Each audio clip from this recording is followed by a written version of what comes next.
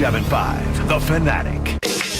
John Kincade, Andrew Salciunas. This is Kincade and Salciunas. 97.5, The Fanatic, and 97.5thefanatic.com. All right, count.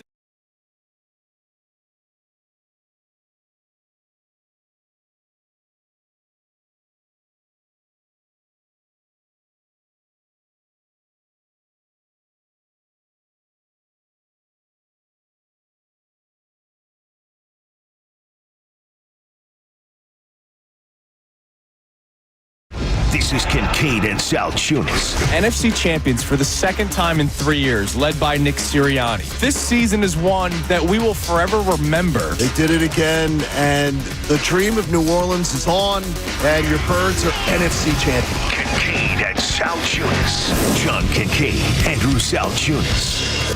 97.5 The Fanatic and 97.5thefanatic.com. And a good Thursday morning. Friday to you, Thursday for all the other working men and women in the Philadelphia area. Look, all I'm worried about is February 9th. Can you get me to February 9th? We're getting closer. We have so many great ways to be getting ready for this. I can't even say slowly but surely because this week has really flown by. Monday was just an absolute celebration. Tuesday, the celebration continued. And I thought yesterday's show flew by as well. So it certainly did. The week is going by quick for us. Well, doesn't happiness bring that? Yes. Yes, time flies when you're having fun, John. Happiness brings it, and right now in the Eagles fan base, there's a ton of happiness. There's a ton of happiness, a ton of fun, and a ton to be excited about. And obviously, the Eagles, there's a lot of talent to be excited about. So this team, as my keys fall out of my pocket. I thought it was a cash register. That just went off. I thought it was a sound effect. Has been just on fire. Right. Correct. Remember, we all know the story of the bye week when the offensive linemen go to Nick Sirianni and they changed the direction of the offense. And since then, the Eagles never really looked back. There were a couple of games in which Jalen did have to throw the football, like the Pittsburgh Steelers and like the NFC Championship game. Doesn't matter how they need to win it or how they think they need to win it. They're winning football games when Jalen Hurts is on the field from beginning to end. Adam Schefter was on with us yesterday. Mentioned it again. 13 straight wins for the Birds when Hurts starts a game and finishes a game. Okay. That's fantastic. They're very, very talented. Now, how much does talent matter in a matchup like this against the Kansas City Chiefs, who aren't as talented? Right? The Eagles are far more talented than the Kansas City Chiefs. Are you being a little too chesty there? I am. No, I don't think so. See, I wouldn't go as far as to say far. I would say they are absolutely. There's no question to me they are the better roster. Yes. But the far better. I'll go far. Okay, the reason the far better won't come out of my mouth is because of the fact that you have to take into account accomplishment. Well, again, I'm saying strictly talent. Okay. But the talent versus pedigree conversation is one we'll have today. It is. That's where we're going to get into it. They have the pedigree, right? So let's face it. We talked about this line multiple times already this week. The Chiefs open up as 1.5-point favorites. I believe the Eagles should have probably been 1.5-point favorites, but you give that 2-3-point swing in favor of a team that's a dynasty, a team that's looking for their third straight Super Bowl, a team that has the greatest quarterback arguably in the history of the NFL, a team that may have the greatest head coach and offensive mind in the history of the NFL, and that's why there's that 2 or 3 point swing in favor of the Kansas City Chiefs. Everyone keeps accounting when I hear about it that the swing is for Patrick Mahomes. I disagree a little bit. It's Patrick Mahomes, but it's also Andy Reid. Absolutely. And I'm not sure that Andy Reid isn't actually the bigger swing. Could be. Hell, you got even had Steve Spagnuolo. I mean, well, how he dials up timely plays because his defenses get scored on, but then that fourth quarter. I mean, you saw what they did to Josh Allen. Unbelievable. I mean, also Josh Allen's uncomfortable. I think they played into their hands though by abandoning the run in the second half. I think that's true too. Letting Josh Allen they do the same stuff all the time. They let Bigfoot just do his thing, and it's almost like we're going to prove that Josh Allen's ready to go win a Super Bowl. Right. Instead of just running the ball, that's where Nick Sirianni is a smarter coach than Philly's own Sean McDermott. Right. Fair. Yeah, totally fair. So when you hear talent, does it matter to you that the Eagles are considered the more talented team, or are you more focused on the success of the Chiefs and their pedigree and their culture? That's our question that we'll start the show with at 610-632-0975. Like, what matters more to you? Talent or success and pedigree? So, John, I'll ask you, if you were to, I'm not saying make the pick, because I know where you're leaning when it comes to this game, and I agree with you, but if I were to say, hey, what do you care more about, talent or overall pedigree, what would you lean toward? Talent. Because I do believe that great teams lose all the time. And especially in one-game situations. Yeah, oh yeah. Great teams lose all the time. But I actually like, especially when I've been studying for next week, a lot of common opponent stuff. I think the Eagles go into that game head held high and say, they can absolutely say when they played common opponents, they overall played them better and distinctly better than the Chiefs did. And for many of the opponents, they played them on the road. For whatever reason. So they went on the road and dominated the teams that the Chiefs struggled to beat at home. Right. For whatever reason, one of their common opponents that somehow almost beat both of them was the Panthers. Yep. Which is the weirdest thing, right? The Panthers played really well against Kansas City, played really well against Philadelphia. They did. And these two teams are in the Super Bowl, and the Panthers, they stink. Connor, I'll ask you. Yeah. When you hear that the Eagles are considered the more talented team, and if we put homerism aside and we just broke it down, area by area, obviously Patrick Mahomes gets the edge, more than an edge against Jalen Hurts, respectfully to Jalen Hurts. Patrick Mahomes is just that guy. If you find out that the Eagles are considered the more talented team, but you know the team that they're facing, it's the team that's won 2 straight Super Bowls looking for the three-peat. It's the team that is a dynasty, an active dynasty, and still one loss this year, which is amazing despite how ugly it was at times for them. Just one loss. Does it matter to you that the Eagles are considered the more talented team? I mean, it definitely matters, but it doesn't. It more evens the playing field, right? You have to be the more talented team when you take on Kansas City, because if you're even with them, they have the edge because they've done it before. Like, there's no way to create that separation to the point where you can beat them in the Super Bowl unless you have the clearly more talented roster. The Eagles do. But this game isn't played on paper. It's played on hopefully a good field surface. It's will played be in front of officials that hopefully make the right calls. It's played against the quarterback that hopefully doesn't get the ball down a score in the fourth quarter. Like, there are so many things that the Chiefs just do so well. You have to make it so clear that you are the better team, and also show that on February 9th, not just leading up to it, for you to have a chance to win this game. So I want people to answer that question for us to start the show today at 610-632-0975. Does it matter to you that the Eagles are considered the more talented team, or are you more focused on what the Chiefs have been able to accomplish? And it's Patrick Mahomes and Andy Reid. Now, Johnny, the other thing that we want to get into today, and you pitched this yesterday, and I loved it. This Eagles team, you know how earlier in the year, or last year, I should say at this point, we talked about how whether or not this Phillies team was the greatest Phillies team in the history. Yeah. And a lot of people gave pushback. No, they got to win first. We were talking about at the time. At the time. Well, you know what? This team's actually in the championship, right? The Eagles are in the Super Bowl. So you pitched the topic of whether or not this is the greatest Philadelphia sporting team playing for its respective championship. Yes. That ever played for a title. And that's all across Just all got the sports. Yeah. Played for a title. And I'm going to argue with you just because of the vast density of the roster. This is that team. And I think you can make a really, really good case for it. And look, it's obviously going to be hard to debate basketball versus football because of the amount of players. But to that point, I would say it's even more impressive that a football team can be considered better than a basketball team, because you need seven. Yeah, you need seven guys. You need 7 or 8 guys to win an NBA title. Whereas a football team, you need a hell of a lot more. You probably need 40. And what's the weak link on this team? Kicker? Well, he has been the weak link. But think about it. But Connor has assured us everything's fine. Nothing to worry about there. Damn right. So hopefully it doesn't come back and haunt us on Super Bowl Sunday. But it's amazing. You look at every position group, you feel confident in every position group on this football team. It's really amazing, man. It is really amazing. So we'll talk about that today as well. You can climb in at 610-632-0975. Does it matter to you that the Eagles are considered the more talented team when you know who they're going up against? And the pedigree and success and culture and history of Andy Reid, Patrick Mahomes, and the Kansas City Chiefs. Coming up next, here's some of the guests from the station yesterday, because a lot of people had a similar feeling about the roster. You'll hear from Jeff McClain and James Palmer coming up next. It is Kincade and Salciunas, 97.5, The Fanatic. ESPN's Tim McManus.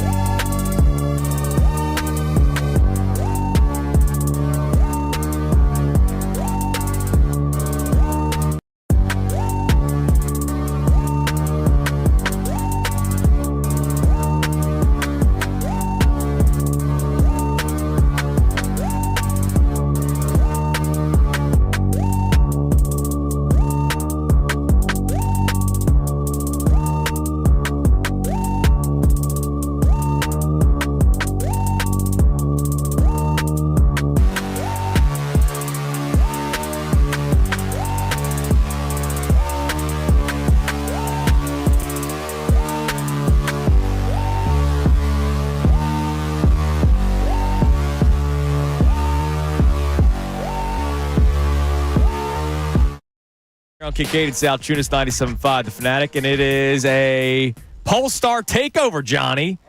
Polestar, Philadelphia, and Volvo cars. Princeton, and you just heard the This Hour of Kincade and Salciunas brought to you by. How about make sure you listen to the 8 o'clock hour today? Okay. We're going to do a little Know the Show. Just nice and simple. Keep it simple, Know the Show. For a pretty big prize. For a lot of you. Love that. Super Not all Bowl of you. tickets? No, sorry. No, okay. It's a prize that a lot of you will love. Not all of you will love. I get it that not everybody is a country music fan. But for those of you who are, a lot of you love Luke Bryan. Luke Bryan's a fantastic performer. So we have a pair of tickets to give away for the Country Song Came On Tour. Friday, June 6th at Freedom Mortgage Pavilion. For another chance to win tickets, go to the contest page, 975thefanatic.com. Tickets go on sale tomorrow at 10 a.m. via Ticketmaster. The pre-sale happening today until 10 p.m. with password Octave. I didn't Octave. expect Octave. What did you say? Octave, sorry. Octave? It's 6:15. I did damn not it. expect to be in a conversation with Andrew Salciunas before the show started about SZA Yes. Well, we were talking about the halftime show. and Kendrick Lamar and SZA. Yeah. And I said, not my most preferred artists, but I have, when you have a 21-year-old, you try to expose yourself Yeah. to your kids' music. And some of the SZA stuff, I don't hate. So that's like it's not bad. So the main question is Not Like Us performed? Yes, it is going to be performed. It is absolutely going to be performed, but under different adjusted lyrics. How much you adjusting from that? Well, you have to adjust big time because he's more worried about the beat than he is the words. Okay, because the beat is very recognizable. The NFL will not party itself to any kind of lawsuits Yeah, I was gonna or defamation lawsuits. because that's that song. Yeah, you might be singing about the Chiefs because they're not like us when you talk about roster construction. Wow, you know what that is? Hey, Wow. You know what that was? Wow. Instead of me getting in your ear to get back on topic, I'm just going to say it on the air. That was Talk great. about the birds. And I respect it. Look, was it's a great. halftime show, man. There's going to be more people watching football than ever before on What do you remember next about Sunday. Justin Timberlake's 2017 halftime show? Well, there was Nothing. one specific one about Justin Timberlake. well, that the I other remember. one. As Just- a little kid, I remember that one And now we're well. off topic again. Last time I was in New Orleans, did Justin it. Timberlake did a concert in New Orleans the night before the Super Bowl, and for DirecTV. It was one of the best concerts I've ever That's a attended. talented man, right? He was fantastic. All right, I'll get back to the Eagles to appease Connor.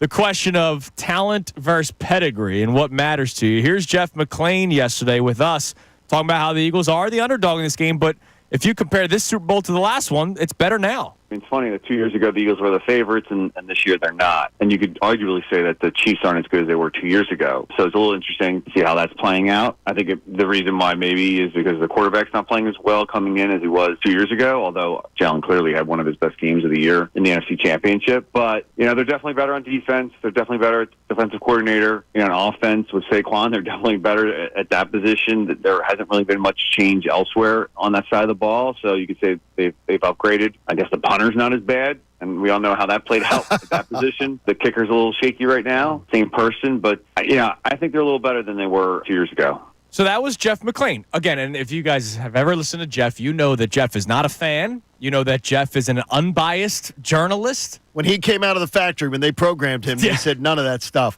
Much like DeCecco, they came from different factories. And he's going Eagles roster better. Go ahead. No, it's wildly better, and it's wildly, I think, more equipped. Yeah, I think so too. How about this?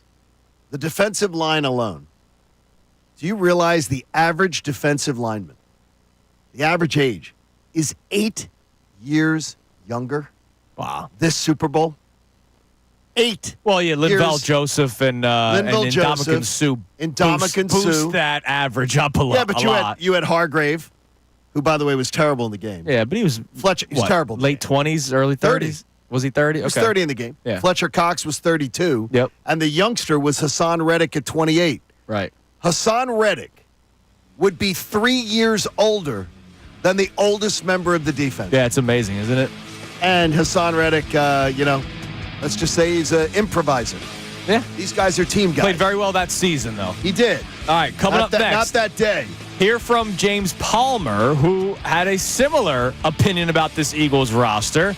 And then Adam Schefter talked about it, but Shefty added something for the Chiefs side of the argument. We will get to that coming up next, and we'll hear from you. You can text and call in 610-632-0975. What matters more to you, overall talent or the pedigree? And the Chiefs have the pedigree, clearly. Eagles aren't far off in terms of success over the last 5-10 years. They just don't have the rings that the Chiefs have. But the Eagles have more talent. It's Kincade Salciunas, 97.5 The Fanatic. Fanatic Sports Update. Comparing the roster, I'm Connor Thomas, and this update is brought to you by Polestar Princeton and Polestar Philadelphia. Lease a Polestar 3 starting from $599 per month. And at Volvo Cars Princeton, get $5,000 off any new 2024 Volvo in stock. The Eagles are continuing to get ready for Super Bowl 59, February 9th in New Orleans against the Kansas City Chiefs. And playing the two-time defending champs, you'd expect the Eagles to be the betting underdogs in the game, which they are. But NFL reporter James Palmer joined the Best Show Ever yesterday to claim that the Eagles are actually the better roster. There's so much talent on Philly. We can get into the intangibles, but I just think across the board in terms of talent, Philly is better. As a whole, top to bottom, Philly is better and probably deeper. We'll see if that holds true in a little over a week when the two teams face off in the big game. The Sixers took down the Kings 117-104 last night for their fourth straight victory. Tyrese Maxey had 30 points to lead all scorers. The Flyers fell to the Devils 5-0 last night. They'll play the Islanders tonight at 7:30. That game live here on The Fanatic. This update's also brought to you by True Green. Get a golf course quality lawn for less than you think. Don't wait. Sign up at TrueGreen.com for 75% off your first service and let the pros handle the work while you enjoy the results. TruGreen.com. I'm Connor Thomas for the home of the 76ers and Flyers, 97.5 The Fanatic and 97.5thefanatic.com. Vacation, business trip.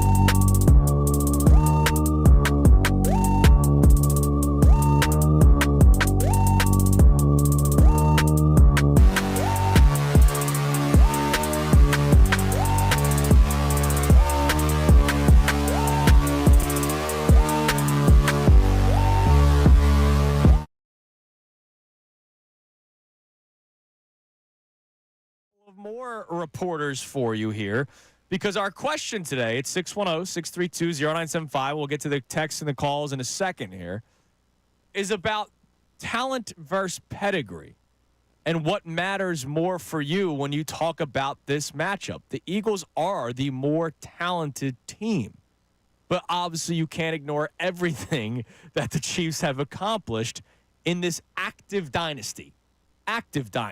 Does your argument apply to other walks of life? Like, are there more talented pitchers? Like, to me, I look at a guy like Greg Maddux. Right. Greg Maddux is the greatest pitcher I ever saw pitch. Right. Greg Maddux doesn't have the greatest talent.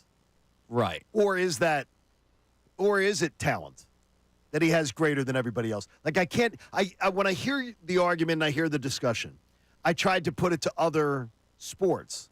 So Clayton Kershaw is an incredibly talented pitcher. Correct. I'd rather have, I don't know, Ranger Suarez, Aaron Nola, Zach Wheeler than him in the postseason. Right, because of what he was unable to accomplish throughout his career. Look, I'll say this, and I need people to not freak out. I need people to not freak out. What are you going to do? Hot take alert. No. I think the Eagles win the Super Bowl. All right? I do too. Let me just get that out of the way. Okay, But if you were to ask me, at face value, talent versus pedigree, I would go pedigree. And here's why. Well, that's why the Chiefs are favored. I watched the 2008 Phillies win a World Series with Cole Hamels, who was tremendous that year, Brett Myers, who was not, Jamie Moyer, who won a lot of games, but was Jamie Moyer the 2 or the 3 legitimately? He was the 3 in the rotation. Yeah. And he started Game 3 of the World Series. Right. I watched that team. It may honestly be, I don't know how you break it down over careers, not that season, may be one of the worst rotations to ever win a World Series. It might be the weakest of the Phillies' run. In of 2011, 7 to 11. I watched Halladay, Hamels, Lee, Oswalt not win. Because they couldn't hit.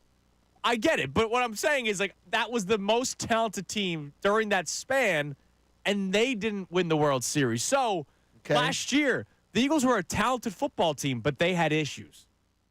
Culture issues, locker room issues. And so I found out last year that talent doesn't always prevail. And so if you were to ask me at face value, I would go the pedigree route. And I'm not saying the Chiefs stink but have pedigree. No, the Chiefs are still really good. They have Patrick Mahomes as their quarterback. Now, for me, I would always, 100 times out of 100, take talent over pedigree. See, I would not, and that's interesting. And the reason that I say that is at some point when teams break through, pedigree starts to get built at some time. Correct, yeah. The Eagles are one of the younger teams in the NFL. And they are building youngest defense. Yeah. So if the Eagles win a Super Bowl this year, their Super Bowl window should be open for 3 or 4 years. I would agree, yeah. So to me, at some point, pedigree starts to get built. Right. And I think so. To me, I will always give me more talent. If I have to win a matchup, give me the more talented team. I'll take my chances with more talent, even if the other team has mystique, right, and past history on their side. So let's play a couple more clips for you. James Palmer, who was on with the best show ever yesterday, he also talked about which roster was better, and he is pretty adamant that it's the Eagles. The Eagles have a more talented roster. We know, like, the Chiefs are built to be better than the collective. Just look at the awards that we're going to have at NFL Honors next Thursday, right? It's going to be, the Eagles have 2 guys up for Rookie of the Year. They have an assistant coach up for Assistant Coach of the Year. They have Saquon up for Offensive Player of the Year, MVP. Kansas City has Andy Reid up. That's it. You know, nobody else nominated for any of these end-of-the-year accolades. But they got good players in the trenches for sure. I'd say the Philadelphia Eagles offensive line collectively is better. The interior portion for Kansas City is really, really good. I mean, after this game is over, Trey Smith, their guard, is going to be the highest paid guard in NFL history. He's that good. Creed Humphrey's an outstanding center. Joe Thuney has saved their season, moving from guard out to tackle and playing left tackle, but they've had issues on the outside of it. I mean, I think you look at the skill guys, it's not even close, in all honesty. Philly has 2 number 1 wide receivers. Dallas Goedert's outstanding. I mean, Travis Kelce is Travis Kelce, but doesn't move like he used to, but he's still obviously dynamic. And you look at the running back spot, okay, let's just move on to the next position and go to the other side of the ball. Like, you know what I mean? Like, there's so much talent on Philly. What we can get into the intangibles, like you said, but I just think across the board in terms of talent, Philly is better. I don't want to say it's not close. There's definitely some players and some all-pro type of players. Trent McDuffie's outstanding in the secondary. Nick Bolton's a great middle linebacker. But as a whole, top to bottom, Philly is better and probably deeper. That's adamant. Like that entire I think it's very clip, adamant. He Yeah. showed the respect to the Chiefs Sure. and some of the individuals, but he made it very clear the Eagles are the better, more talented, and deeper roster. So I want to say, is there anything you can say? What does pedigree, if I was to ask you both, what does pedigree give you? I could never count out the Chiefs ever. They They could be down 10 at halftime. I'd agree with that. I'd agree with that know. 100%. Yeah, it's familiarity with the situation as well. That's it's a like big part knowing of it. what it takes to be there. We know that next week, is one of the more ridiculous weeks of a football player's life, right? With all the media days. Remember Alshon, right, with the glasses, Marshawn Lynch, I'm just here so I don't get fined. Like, the Chiefs have gone through it. This is almost like another week for them next week. Yeah, it's also belief, too. It's like the Eagles are going to roll into this game, and all the guys in the locker room are going to say, we believe we're going to win this game. We believe we're the better team. Yep. But when Kansas City says that to themselves, they believe it more. And they rightfully should, because they've done it 2 years in a row. Yeah, if somebody says, hey, why do you feel that way? If I'm Patrick Mahomes, I just go, hold on, let me count these rings on my fingers, right? Like, The thing is, though, is that the way I look at it is this. Every single team is different. Like, the Eagles last year were a very talented team. And they were a team that collapsed and did the most epic collapse in the history of the NFL. On Sunday night, 10 days from now, they may hoist a Lombardi trophy. good. Every single team is different. So to me, I want to know how long does Pedigree travel? Pedigree to me travels with Andy Reid, travels with Patrick Mahomes. It doesn't travel with the Chiefs. With Xavier Worthy. Correct. Yeah, I got It you. travels with individuals, and that scares the hell out of me because Andy Reid and there's no better combination in the Well, game. those are your two leaders, head coach and quarterback. There's no Pretty better, big deal. No better combination in the game than Reid and Mahomes working together. Right. But I will always take the more talented team. And I'm telling you this, if the Eagles get skunked in this game or get beaten in this game soundly, it will be the biggest shock of my sports life. I agree with you. Like if this team just all of a sudden doesn't deliver on what I think I know they are, it's going to shock me. All right. Let's play one more clip for you, then we'll check our first text of the day at 610-632-0975. Here's Adam Schefter. He joined us yesterday. You'll hear from Schefty a couple times today. Once more, uttering the same, notion that the Eagles are the more talented roster. However, he does add something to the Chiefs. Take a listen. I've said this, and I'll say this probably, every time we're on shows here. I think the Eagles have the best roster in this game, and the Chiefs might be the most clutch team of all time, and nobody's ever able to beat them. I mean, they've won 17 straight one-score games. 17 straight. That doesn't happen by accident. There's a reason that they keep pulling out these close games. And it is because, in my mind, the roster is not great enough to pull away from anybody, but they are so lethal and deadly and clutch that nobody can put them away when they need to. Nobody. Nobody has. And now the Eagles get to take their shot to do it. Like, nobody puts them away ever. It's kind of weird. So how much does that matter? The clutch gene, which in a playoff game, it obviously matters. But I will say this, Jalen Hurts is pretty clutch. I think Jalen Hurts has shown you by his postseason performances that he has been fantastic and he able to be counted on. And more importantly, since 2021, hasn't even turned the ball over. Right. I mean, he has been exactly what you want him to be. He's clutch. He is also clutch. I have no question he's clutch. All right, give us one text on our way out of here because I just want to hear what's the tone of the people so that we know next segment we'll get more of. You can text in 610-632-0975. Not great tone to start off with here, but it's no name on this one. They say it doesn't matter if the Eagles are more talented because the Chiefs are going to get some questionable calls in their favor. We've seen it all year. All right, I'm so tired of that. I heard a lot of this yesterday Oh my gosh, on the stop best show whining. ever from callers and texters. We have to talk about this at some whining. point. Seriously. I think Tyrone had a great response to a caller yesterday. I'll tell you what that is coming up next. Also coming up next, the Chiefs have the pedigree, but the Eagles have something that the Chiefs don't, and it could be extra motivation. You're going to hear a clip from Fletcher Cox coming up next that we played for you yesterday, and Johnny saw a quote from Nolan Smith that adds to it. It's Kincade and Salciunas here on 97.5 The Fanatic. Andrew DeCecco. You see the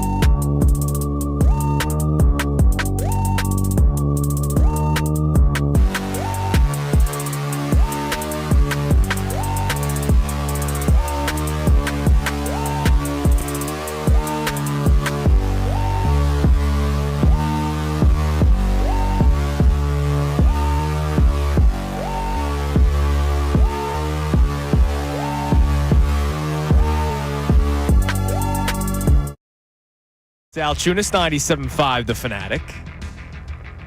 So, Fletcher Cox yesterday, 2 days ago, was on with our man Andrew DeCecco. New look, Fletcher Cox. Yeah, it looks great. It's unbelievable. He was on with Andrew DeCecco 2 nights ago. So far today, through the first 40 minutes of the show, our topic today at 610-632-0975 is talent versus pedigree. And so Fletcher Cox added something, and you have a quote from Nolan Smith that we'll get to as well, that maybe adds to a little bit more extra motivation for the Eagles. Here was Fletcher Cox on Tuesday, talking about the Eagles and how they prepare for the Super Bowl coming off of the last one just 2 years ago, and maybe that extra motivation this team needs. There's different things all around, That team, 2022, led the league in sacks. That was a special defense. That was a special team. Obviously, we didn't get the job done, but, everything about it was special. I enjoyed every moment of it. I don't regret it. Obviously, you take one of those things back where you want to win the Super Bowl, but you lose. And the good thing about a lot of those guys that was on that 2022 team is that they know what it feels like to lose the Super Bowl. I don't think those guys want that feeling again. They don't want that feeling again. And that is something that the Chiefs can't really talk on right now. They have had all the success in the world. They don't have that hunger. And a lot of people will look at that as like an underdog thing. That's not what I'm getting at here. It's just Please don't. Yes. that feeling of loss that you don't want to feel again. That's every human in life. Like, it doesn't just have to be sports. Well, if you tried to say to me today, the Chiefs are hungry to get a three-peat, then the Eagles are hungry to get a Super Bowl, I would say to you, BS.com. I agree with you. You're not as hungry when you've had surf and turf and filet mignon for 2 straight years going on a third. You're hungrier when you haven't tasted it yet. Right. Well, hang on. You're the house money thing doesn't play, so now in the Super Bowl, the Chiefs are not as hungry to win because they've won 2. That goes in the face of saying that the Eagles had a different mentality than Washington in the NFC You're never as Championship. Connor, I promise you this. You're not as hungry when every time you reach a different level in life, you're not as hungry. You get the term "fat and happy" exists for a reason. Yeah, no, you're not as hungry. Here's how I look at it, Connor. If Patrick Mahomes loses the Super Bowl, damn, we'll be back next year.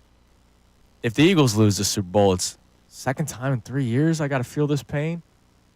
It's a totally the reaction to the loss for the Eagles versus the Chiefs would be majorly different. The reaction to the loss, for sure. The hunger to win the game, I do not think is different. I think Kansas City is just as hungry to win the Super Bowl as the Philadelphia Eagles are. I don't believe that. I don't agree either. I don't believe that at all. They want to win. Don't get me wrong. They want to win. You can't recreate hunger. Jalen Hurts literally has the photo of him walking off the Super Bowl still as a screensaver. And it doesn't mean that the Eagles are going to beat them because of right. that. No, but hunger, as far as when you've won 2 rings, the biggest thing, Andy Reid has spoken about this, is the hardest thing to do is to get everybody focused again and get them to say, hey, guys, we got to climb the mountain again. It's a long ride and everything like that. He's talked about it this season. For Nick Sirianni, you don't have to do that. They haven't tasted it yet. Once they do, then it's the idea is do you get fat and happy? Sounds like you're saying this. Hungry dogs run faster. No, we're not doing any of that nonsense. All right, what was the quote Or the no one likes us, we don't care. No, yeah, the biggest lie ever told. Nobody likes the Chiefs either. Yeah, biggest lie ever told. The Nolan Smith quote. Can you read it for the people? Nolan Smith was speaking about the idea of what he got coming in here. And I'm going to paraphrase some of it because it's really long. The idea being that from the time him and Jalen Carter arrived, all they have heard about is that the Eagles lost the Super Bowl. And the idea is to get back and win the Super Bowl. And he's heard about the anguish of them losing the Super Bowl in Super Bowl 57. And how it probably added to the collapse last year. And that's all they hear about. Whatever they're hearing about.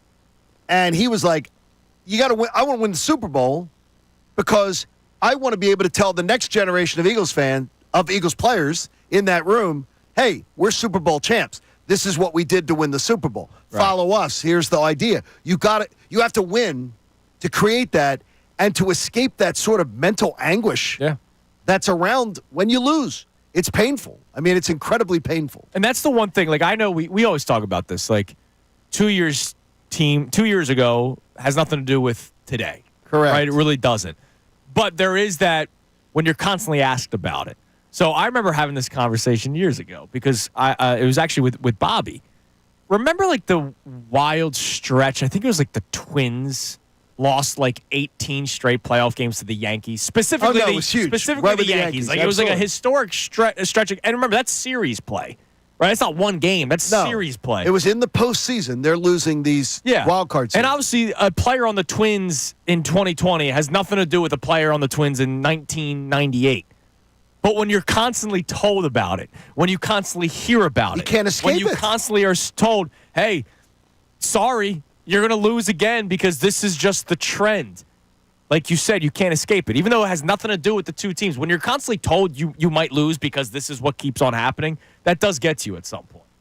It absolutely does. There's a mental weight that goes into when you're trying to accomplish something, the pressure on you to get that done, the desire. You maybe work a little extra. Yeah. Maybe push a little harder. And this is life. You wake up every morning saying something bad's going to happen today. Something bad might happen. Go read the Kansas City Star. And the Kansas City Star, the guys who blog about they talked about the Chiefs all year not being as focused, not being Chiefs-like, letting games almost slip away, having to rely on magic to win games at the end of games against some bad teams. Some may say dark magic. That's never happened to them in the Mahomes and Reed era. That has never been their MO. This year's team has been more ordinary, but they keep on winning. Yeah. And it might play to that pedigree, helps them, okay, Overcome at the end, things. I can do that. But you aren't trying to pull it out against the Denver Broncos or the Carolina Panthers or everything. You're trying to pull it out against a team that's better than you. Right. Philadelphia Eagles. Talent-wise, the Eagles are the better football team. All right, what do we got in the text line, Connor? 610-632-0975. Talent versus pedigree. Yeah, so we have a lot of people who are talking about this topic, and this guy, one of our favorites, Dante from Chickies and What's Pete's up, in the Dante? airport, Oh, checks what's in. up, Dante? Dante, might see you next week. Yeah, we might. He says the Eagles are the more talented team, and I respect the Chiefs, but I feel like this is our time. We technically already stopped one three-peat. Patriots won 2016, Eagles 2017, and then the Patriots won again in 2018. So you just broke up the middle there. We'll stop another because we're just slightly better, and the defense is very good compared to the 2022 defense. The secondary. Pass rush was immaculate in 2022. It Who's was. the Eagles' playoff all-time leader in sacks? Nolan Smith. That's right, baby. That's Damn incredible. right. That is actually. That's true. Well, it's in a still one amazing. year. in Yeah, a 1 year. an extra But- game. But And an remember, extra he's game. had the extra game But still. to be able to do it. Hey, he's got Hey, another he made game it to do count. more. No. He hasn't had an extra game, I should say, right now. 'Cause Yeah, you're right. 3 is 3. All right, so coming up next, Johnny pitched the topic of how this team rivals two other Philadelphia teams that have competed for a championship. So we'll reset the show. We'll hear some more from you, and then we'll try to compare this Philadelphia Eagles team. Is this the best Philadelphia sports team ever competing for a championship? We'll get into that next some more. It's Kincade Salciunas, 97.5 The Fanatic. Fanatic Sports Update. More talent in Philly. I'm Connor Thomas, and this update, well, it's brought to you by Groundworks, your expert for basement waterproofing and foundation repair since 1997. Book your free inspection at groundworks.com. The Eagles are continuing to get ready for Super Bowl 59, February 9th from New Orleans against the Kansas City Chiefs. And playing the two-time defending champs leads to probably a betting line that favors those two-time defending champs. It's the same with Super Bowl 59. But NFL reporter James Palmer joined the best show ever yesterday to claim that the Eagles are actually the better roster. There's so much talent on Philly. We can get into the intangibles, but I just think across the board in terms of talent, Philly is better. As a whole, top to bottom, Philly is better and probably deeper. We'll see if that indeed holds true coming up in a little over a week when the two teams face off in the big game from New Orleans. But that's a good thing to hear about your team ahead of the Super Bowl. The Sixers took down the Kings 117-104 last night. It's their fourth straight win. Tyrese Maxey had 30 points to lead all scorers. Flyers fell to the Devils 5-0 last night. They'll play the Islanders tonight at 7:30. That game live here on The Fanatic. I'm Connor Thomas for the home of the 76ers and Flyers, 97.5 The Fanatic and 97.5thefanatic.com.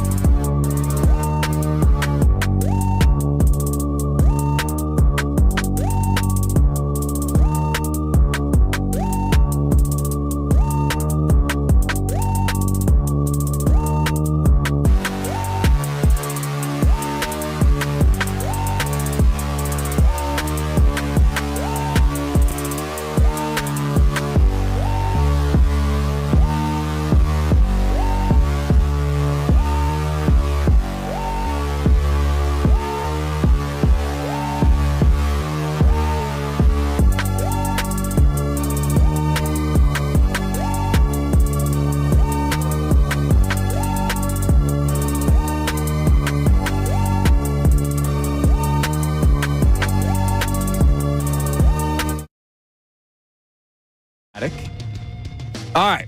The Eagles are the more talented team. The Chiefs obviously have the more pedigree for what they've been able to accomplish. How much does that matter to you? We'll check the text line coming up in a second at 610-632-0975. What do you think most people would choose? I'll tell you, know right what? now. Am I going to say this? I've never say this. Am I going to say that we maybe need to put up a poll? Wow. I'm maybe going to I'm going to go off just because I'm fascinated. The more we've gotten into this discussion, the more I'm fascinated to just wonder. But it's got to be worded right. Going into a Super Bowl, would you rather have the more talented team or the more pedigree team? Connor, make it Is happen. that fair, All Connor? right. Yeah, that's fair. How about that? Is that a fair way to word it? Yeah.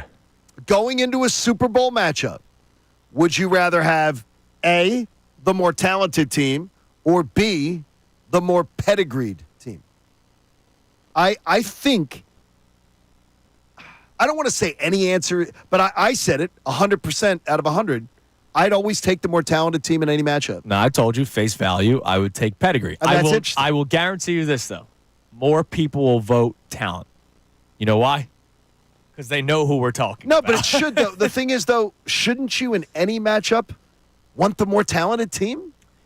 Yeah, but we're not acting like the Chiefs aren't talented. No, but the Eagles are distinctly more talented. Yes, they are. I told you. I think it's not even close. They are distinctly more talented. Across the board. If you just go groupings, offensive line better. I think defensive front better. I think secondary better. Right. Now quarterback, I do not. Yeah. And look, we've seen it. Running back, I do not. We've seen it where talent I think eventually Saquon's wins. got them over. But I Yeah. mean, there's certain places where I go boom. But the Chiefs are not more talented. Head coach and quarterback, you got it. Yeah. No one's going to. No, if anyone argues that, they're a dope. Right. I agree with you. But other than that, I think you could easily argue that the Eagles are better at almost every major grouping. And we've seen the more talented team win before, like the basketball, the Nuggets, Lakers. Lakers had all more pedigree. They had LeBron. Sure. But the Nuggets won. It was a good series, but the Nuggets won, and then the Nuggets ended up winning the NBA championship. And now they have the pedigree that people are going after. You want to put up a poll today? Well, the Nuggets didn't have Bronny. That's true. Neither did the Lakers at the time. Yeah, exactly. This show is being taken over by Polestar. See, that works. So I want to be the Polestar today. Polestar, Philadelphia, and Volvo Cars, Princeton. That's all you, Johnny. You're coming to the stage next. All right, you're listening to 97.5 The Fanatic, WPN, WPN HD1, Burlington, Philadelphia, Beasley Media Group Station, broadcasting live from the Comcast Business Studio, powering possibilities. When you think of teams competing for a championship in Philadelphia, what are some of the most talented teams that you have thought of over your years of doing this, John, and how they compare to this Eagles team? Well, if you're in your dad's generation, so if you listen to the show, it's your dad, for the most of us. You got somebody that's 50 and above. It's the Philadelphia 76ers of 83. Yeah. They were 2 MVPs. They were absolutely spectacular. They clowned everybody. Yeah. It actually, when I say this, you're never going to believe it. It actually became a really boring season. Oh, And I'm not surprised by it. By the All-Star break, we were all just saying, be healthy for the playoffs. Yeah. And then when they got to the postseason, it was almost as boring. They just clowned everybody. 4-5-4. And it was wonderful that they did it, but it was a clown show. So they were so much more talented. I don't think I've ever seen a Phillies team be that. Like play for a championship. Because the teams that have played for a championship are the scrappy 93 Phillies. The 80 Phillies were the most talented team, and they won a World Series. Yeah, more so than Kansas City. The 80 team was so much better than the 2008 team. Overall, I think as far as just the overall sort of starish quality. Right, oh, absolutely. But yeah. you had 3 guys in their prime that just were in Rollins, Utley, and Howard. Yeah. That managed to carry that and do such a great job with that. I think this is, without question, this is better than any team Andy Reid had a chance to get to the championship with, or his Super Bowl team. This team would truck the 2004 Eagles. Yeah. I mean, look, you're top 10 on both sides of the ball. Obviously, the passing numbers are lower, which is why they're toward the bottom of the top 10. But that's a different conversation. Yes. You know what Jalen can do when he is asked upon to throw the football. You have the number 1 ranked defense. Yes. And a top 10 offense, number 1 rushing offense. That's pretty damn good. And that's hard to beat. That's good analysis Yes. on your part. Yes, Thank you. it is. Thank you very much. They're pretty damn good, Connor. Yeah, they are. They're pretty damn good. They definitely are. I don't know if this team trucks the 04 team. Like, that was a pretty darn good football team, both sides of the ball. The offensive line of that team was very good. This one's the better. offensive line of this team is better. Goddard greater than Chad Lewis. The wide receivers are so distinctly better. You have two wide receivers that are better than anything that, as you look at. No, that are. Wait a minute. Let me get the words out here. If you're going T.O. and A.J. Brown, and you're saying, I think T.O. and A.J. Brown, T.O. to me was the best player on the field in the Super Bowl. Yeah. Hands down. Even with the if I say metal T.O. plate. and A.J. Brown, they're up on a shelf. You can go down options. And the Eagles' options. Who's the second option past, if you're going past the two options past T.O.? Yeah, your next option. Are you going to Chad Lewis? That is very fair. Your next No, option you're going to was Chad Lewis. B. You're going West. to. No, I mean, B. West was a hell of a. Yeah. I wish Saquon had a little more B. West in him. I got you. And B. West is like Saquon's spectacular. I bet you B. West wish he had a little more Saquon. Oh, I wish. Well, he's got that. He's out there. He's messing up people. He's just blowing off. Yeah, You got to lead with the T.O. A.J. Brown equal, though, because I thought you were trying to say No. I'm saying is you can't discuss. To me, I put them each on a shelf. Yeah, exactly. So we don't discuss You're it. absolutely right. So then if you go down, what are you saying? After T.O., what are you saying? As a wide receiver to go up against Devontae Smith. And then what are you saying? Chad Lewis going up against Dallas Goedert? Yeah. Nah. No. Yeah, I mean, you just can't. Running back, look, we love Brian Westbrook. Yeah, But I absolutely. think Brian Westbrook would even tell you this year's Saquon Barkley is better than his Super Bowl year's Brian Westbrook. Yeah, and look, that Eagles defense in 04 was spectacular. This Eagles defense is literally ranked number one. This is amazing. I mean, this is the best team the Eagles have ever played for a title with. And I'm going to tell you right now. So I asked a buddy of mine last night. We were talking about it in the group chat. Mm-hmm. So I asked a buddy of mine with MGM Resorts, what would you think the point spread would be between the 2024 Eagles and the 2022 Eagles if they met in a Super Bowl? I'd have the Eagles favored. Very good. He said, I'm not as big a Eagles clown as you. Of course. I guessed a number last night on our group chat. He says his guess would be Eagles 5. What? This year's team 5. I don't know, man. He thinks this year's team would be favored by 5. That's a big number. He said, well, he goes on the surface right there that he goes, Hurts over Foles is worth considerable number. Oh, 27. You said 22. You said 22. No, I said 22. Yeah, 22. No, 2020 Foles wasn't the quarterback. 2017. No, 2024 versus 2022. Yes, you said Foles. Oh, I'm sorry. Wait. You just said Foles.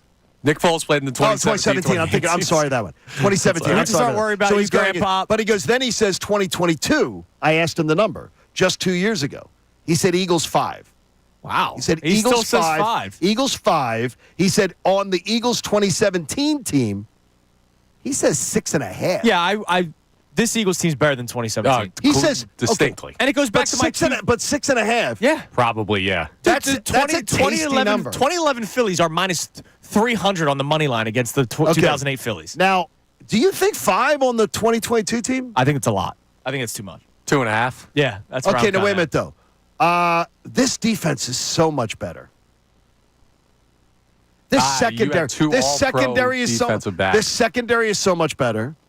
The linebacker play is so much better. So much better. I think the linebacker play is the only place you can say T.J. is Edwards. better. T.J. Edwards was your Kazir best White. linebacker. Yeah. Zach Bond is an NFL Defensive Player of the Year. T.J. Edwards wouldn't sniff that. No, you're right. But So, I mean, I look at that.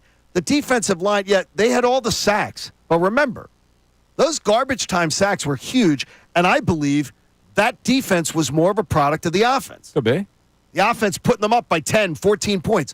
They were the greatest second quarter team in the history of the NFL, putting up points, that Eagles team. Yeah, Right. but remember, you had Chauncey Gardner-Johnson, who I believe led the league in interceptions that year. You had 2 all-pro corners. We're talking about guys up for Defense Rookie of the Year. Yeah, which is I know great, Bradbury but, fell off, but that year he was an all-pro corner. Okay, if I asked you right now, do you want 2022 James Bradbury or 2022 Quinyon Mitchell? Quinyon Mitchell. Q, yeah. Like, it's not close. But then you've got to You're not even contemplating that answer. I'm thinking about it. And then You you've are? also got to ask me if I'm getting 22 Slay or like this version of Darius Slay. I'm I taking gotta tell- 22 Hey, this Slay. version of Darius Slay has been I spectacular. got to tell you, I think He's very, very good. I think this version has been almost, to me, almost the same. He was an all-pro, dude. That year was incredible out of him. He had a great year. I think, again, it's a product of the offense. This team this year, this defense has not been a product of the offense. No, the offense has not let. How many times has the offense let this Eagles team, Vic Fangio, pin back his ears and get after a quarterback for the entire second half? That's what that team did. Right. The garbage time touchdown, the garbage time sack. So I had to go back and look and pull this up. In 2022, they got over 58% of their sacks. So I'm going to round it out. 58% of their sacks came when the Eagles were up by 10 points or more. How many times this year has the offense really given them opportunities to be in games like that? Not often, but I will say the marriage of this offense and this defense is perfect. Oh, I think it's beautiful. You want a breather? Don't worry. Saquon and Jalen are going to have an 18-play, 9-minute-long drive. Now remember, though, that offense did a great job of keeping the ball away. They did. No, that you're absolutely offense right. bled out clock as good as everybody. This is just a really. It's interesting to think It's about. an interesting discussion. So, is this Eagles team the best Philadelphia sports team ever playing in a championship game? And then our topic today for you to answer as well, 610-632-0975, talent versus pedigree. What matters more to you going into a game like this? A one-game elimination, right? It's the Super Bowl. You win, you win. You lose, you go home. That's it. What matters more to you? Talent versus pedigree. Now, coming up next, ESPN did a gut feeling pick on the game from their contributors. So this isn't their official predictions. Okay. It's the, hey, Eagles Chiefs, what's your pick? So this is just a gut pick. Yep, and they give like a 1 or 2 sentence as to a reason why. Hear who they're picking and their reasons why coming up next, okay? It's Kincade Salciunas, 97.5 The Fanatic. Tyro.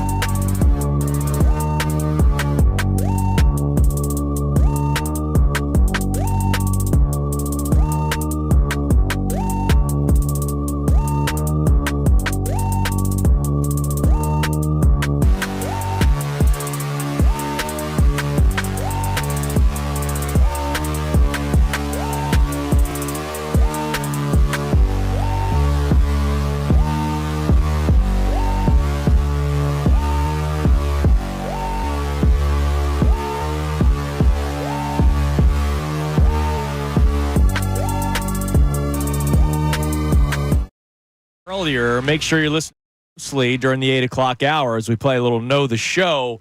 A great prize for some of you.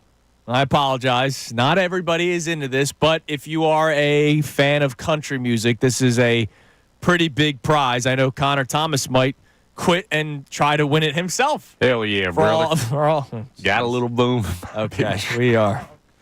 We don't need that, but it's good. Yeah, we're done after that one. I can tell you, though, all three of us would enjoy this concert. Yeah. So. Yeah. Luke Bryan, Country Song Came On Tour, Friday, June 6th at the Freedom Mortgage Pavilion. Do know the show, so listen throughout the entire 8 o'clock hour, and toward the end of the hour, we will ask the Know to the Show question for your chance to win a pretty expensive ticket that is coming your way at the Freedom Mortgage Pavilion in June. All right, give us a text, Connor, because I'm curious to see what people are saying about the talent versus pedigree conversation. And then I will tell you what ESPN is thinking with the gut feeling pick. Rob from Lambertville checks in, says younger dogs run faster. Pedigree has to start somewhere rather. John is right. Eagles get up by 2 touchdowns. They need to step on their throats. They didn't do it to LA. They did do it to Washington. No sticks defense. The Chiefs will come back if given the chance, so you have to bury them. I love that. That's a very smart listener. Why? Because he agrees with you? Yeah, because he understands that it's the facts. Is that pedigree began for everybody at some point. Absolutely. And remember, Nick Sirianni is off to a better start in 4 years than Andy Reid was. Andy Reid didn't make the playoffs his first year. Andy Reid took over just as bad a program and didn't make the playoffs his first year. Andy Reid, his second year, won a wild card game. Nick Sirianni's second year, after going to a wild card game and losing, he went to the Super Bowl and lost. Andy Reid's third year, he went to the NFC Championship game and lost. So, I mean, there's Nick Sirianni's ahead of the curve of Andy Reid. All right. So, the gut feeling predictions from members of ESPN. I believe they had 11 of them. Stephanie Abell, Matt Bowen, Matt Miller, Dan Graziano. Okay. Eric Moody, Dan Orlovsky, Aaron Schatz, Lindsey Thierry, Seth Walters, Seth Wickersham, and Field Yates. Okay, there's some people that I really respect on that list. Well, who don't you respect? No, well, there's some. How about there's some that I don't know? Okay. That I'm going to say I'm sort of ignorant to their abilities, but there's some really good people on that list. So of the 11, only 2 are picking the Eagles. With the gut feeling. Seth Walder, he says Eagles. And he's one of the ones I don't know. They're a complete team with strength built on strength, built on strength. They'll avenge their Super Bowl 57 loss. Matt Bowen says Eagles. I'll take the Philly run game with Barkley and a pass rush that can win on the edges, while also creating interior pressure to disrupt Mahomes' timing. Okay, so the people I know are all morons this morning is how I'm going to put it. No, I'm just saying they're just... Well, I'm shocked at that. I think that's ridiculous that anybody would look at this match. How many were there? 11? 11. I think it's crazy that 11 people would look at this matchup and somehow come out with that 9 go one way. Well, and this is why today. Either way, even if it was 9 Eagles, I would think was ridiculous. Now, this is very strategic on my part. See, there is a method to the madness of the show sheet. I do this on purpose. You are mad. I am a mad scientist when it comes to the show sheet. Okay. I'm the most boring person when I leave this building. You are boring. The 9 people that picked Chiefs. Yes. Stephanie Abell. Chiefs. I learned my lesson last year after picking against them. Matt Miller. Chiefs. I have a rule to never pick against Mahomes in the Super Bowl. It's that simple. Dan Graziano. Chiefs. They are inevitable. Oh, jeez. Dan Orlovsky. Chiefs. Why?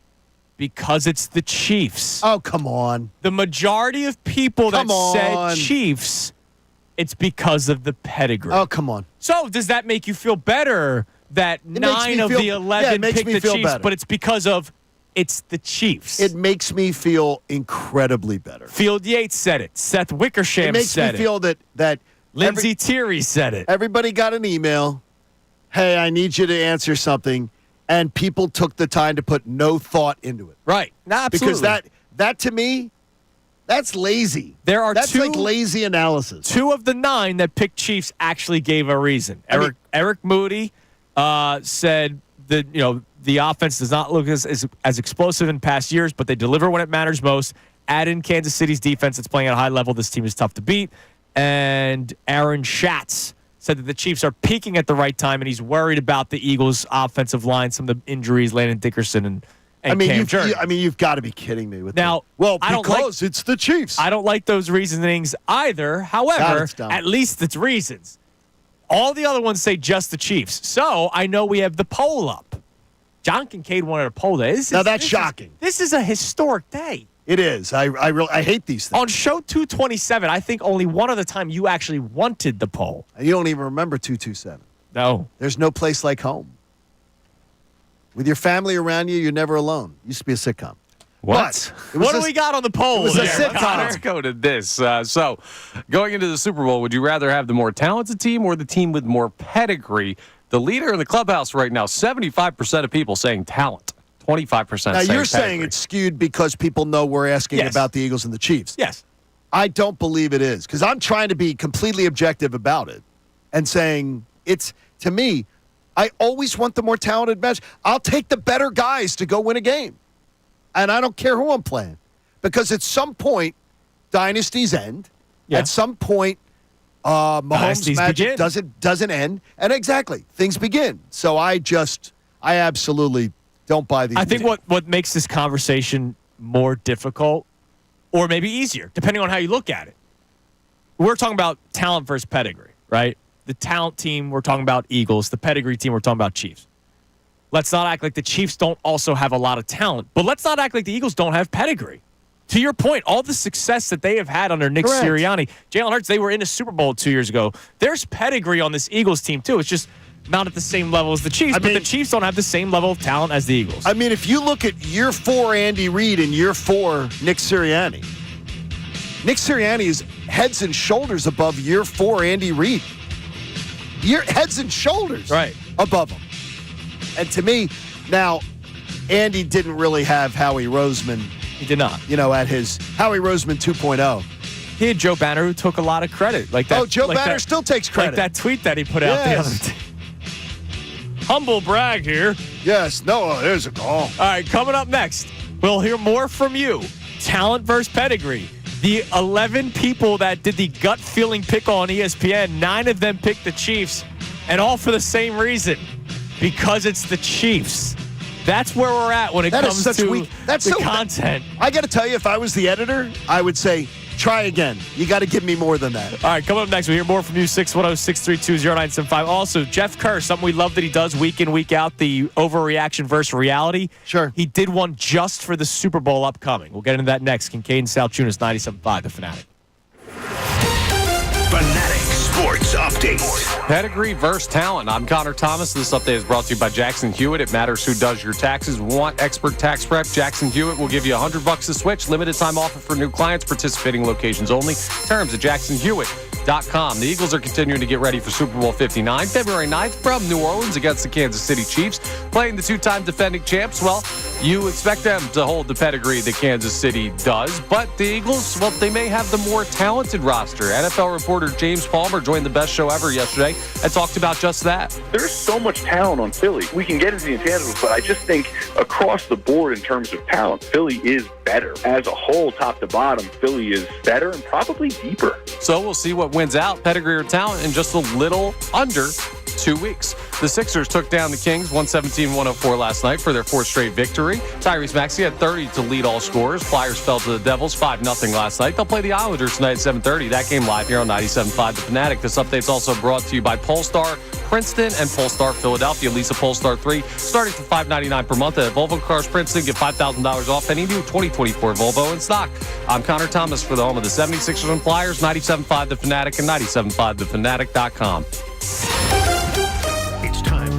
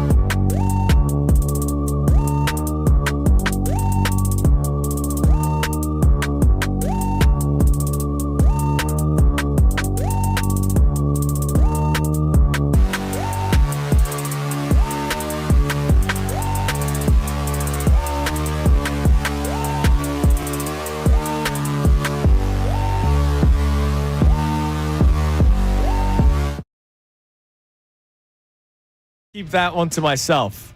I'm not like our old buddy Joe Stazak, who used to accidentally tweet out his phone number. Yeah, that's a little bit of a problem. That happens. Go on. Ricky Bo believes the poll is skewed because he has the same theory that I have, that people know who we're talking about, which I'm fine with. Look, I'm not upset. Yeah, but there's no way to ask that question without. Right. I wonder knowing. if we asked that question in June, How about if this? what people would say. How about would it be a fairer way to ask this question if Ricky thinks it's skewed? Listen to Ricky every afternoon from 2 to 6. Would it be fairer to ask the question, would you rather have the more talented team or the less talented team in the Super Bowl? I think that would be. That's 100. Yeah, that would be a 99.9%. Well, then what's the difference between the question?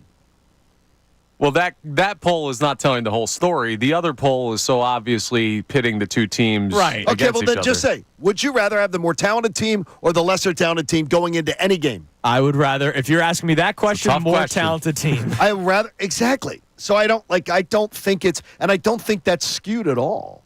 I really don't, because to me it makes complete sense. I think people just know exactly what we're talking about. Oh, and well, that people, could- and people won't want to vote against the Eagles. And I don't blame anyone, man. Okay, wait a minute. I don't want to vote against the Eagles. You and I I- told you face value I would take pedigree over talent, but I'm taking the Eagles to win this game. You and I have been, for much of the time we've done this show, have been ultra harassed as being cheerleader boys, too positive, everything like that. Yeah. And You you're two? And you're telling, we've been constantly, I'm you're kidding. telling me now that we're being, now we're, what is it? Are we being, because we totally disagree on this. We Yeah. completely disagree on this.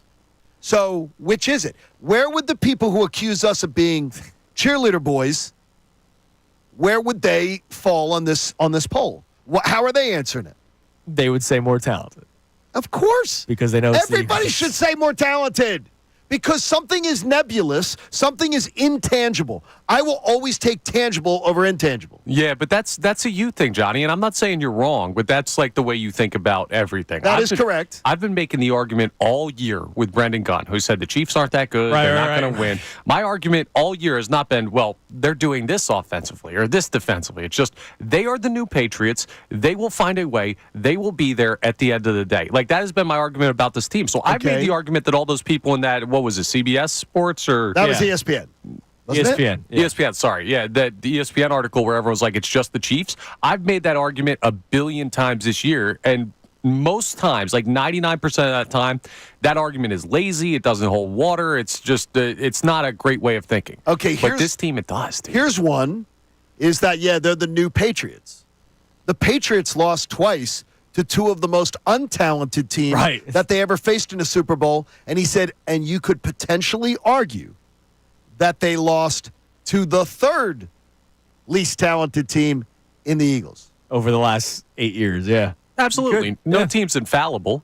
But if anyone's going to Yeah, make but the that's argument. no, but they lost. But the thing is, they lost often. They lost 3 times. Wow. They lost 2007, 2012, 2017. Like every 5 years, that they hit the big pothole in the road. Right, Much lost like when you're 3-1-6. driving near that stupid Strawberry Mansion. As I'm driving to Temple. So what, they For lose God's sake, 33% of their because they lost 3-1-6? No, but they kept losing, and they lost to teams that weren't even as talented as them. I So got not you. only did they have the pedigree check, They they also had had the the talent talent. check, and they still So lost. what you're saying is you can't have both. Yes. If you have both, that's Yeah, both. kryptonite. Now we're It's solving it. interesting, and thanks, Ricky, for getting in my head. What do we got on the Go text? back to bed. What do we got on the text line? Then we'll get to this CBS article from Jeff Kerr about the reality versus overreaction topic. All right, we have a check-in from Tony in Jersey who says, how many games this year have the Eagles never done something? Never won in Cincinnati, never beat Russell Wilson. Lamar Jackson has only lost 1 time to an NFC team, and the Ravens had the best run defense in the league. This has been a record-defying season. Damn right it has. So why not win against the perfect Patrick Mahomes and the Chiefs with all the pedigree? Go Birds. Go Birds, damn it. I love that. Who's that smart That's person? Tony from South Jersey. Tony from South Jersey. A lot of good comes out of South Jersey. That's what Yeah, I've heard. That's what I know. Haley doesn't agree, but a lot of good comes out of South Jersey. She's officially the enemy now. She's You know, on the Haley list. and I were connecting recently, and now all of a sudden she's saying that everything's bad out of You've South been Jersey. collabing a lot. We've been collabing a lot. There you go. And you know what? Maybe I don't want to collab anymore, Johnny. Uh-oh. We're talking Instagram, people.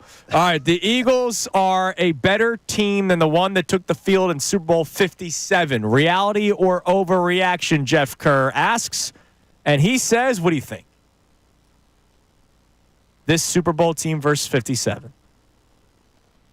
Not an overreaction. Yeah, correct. Reality. And I agree with you. It's reality. This team is better than the one 2 years ago.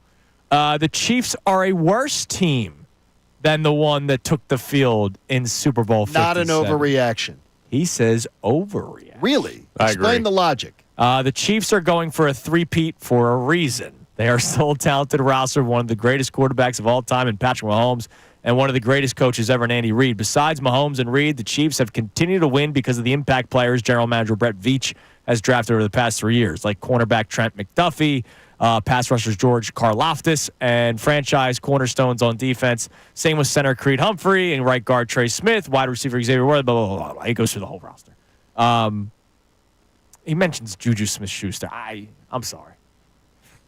Like I can't go with Jeff on that one. Yeah. I know he had a big game against the Eagles the last time, but I can't, Jeff got a new little side story. Got a new dog last week. Congratulations. What did he name the dog? John Kincade. Well, what did he name the dog? I don't know. Saquon. Think. Barkley. Barkley. That's good Barkley's work. a dog's name. That's good There you work. go. Hungry dogs, they run all over the house. Saquon Barkley is having the greatest season by any player ever.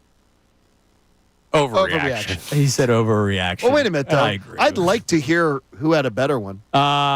Jerry Rice, 22 receiving touchdowns in 12 games in 1987. I Jim think, Brown's 1,800 rushing yards in 14 games. Peyton Manning, 55 touchdowns in 2013. I'm going to tell you that Jim Brown didn't compete against as many athletes that were his caliber. Hell, Cooper Kupp had a comparable season a couple years ago in the Rams Super Bowl run.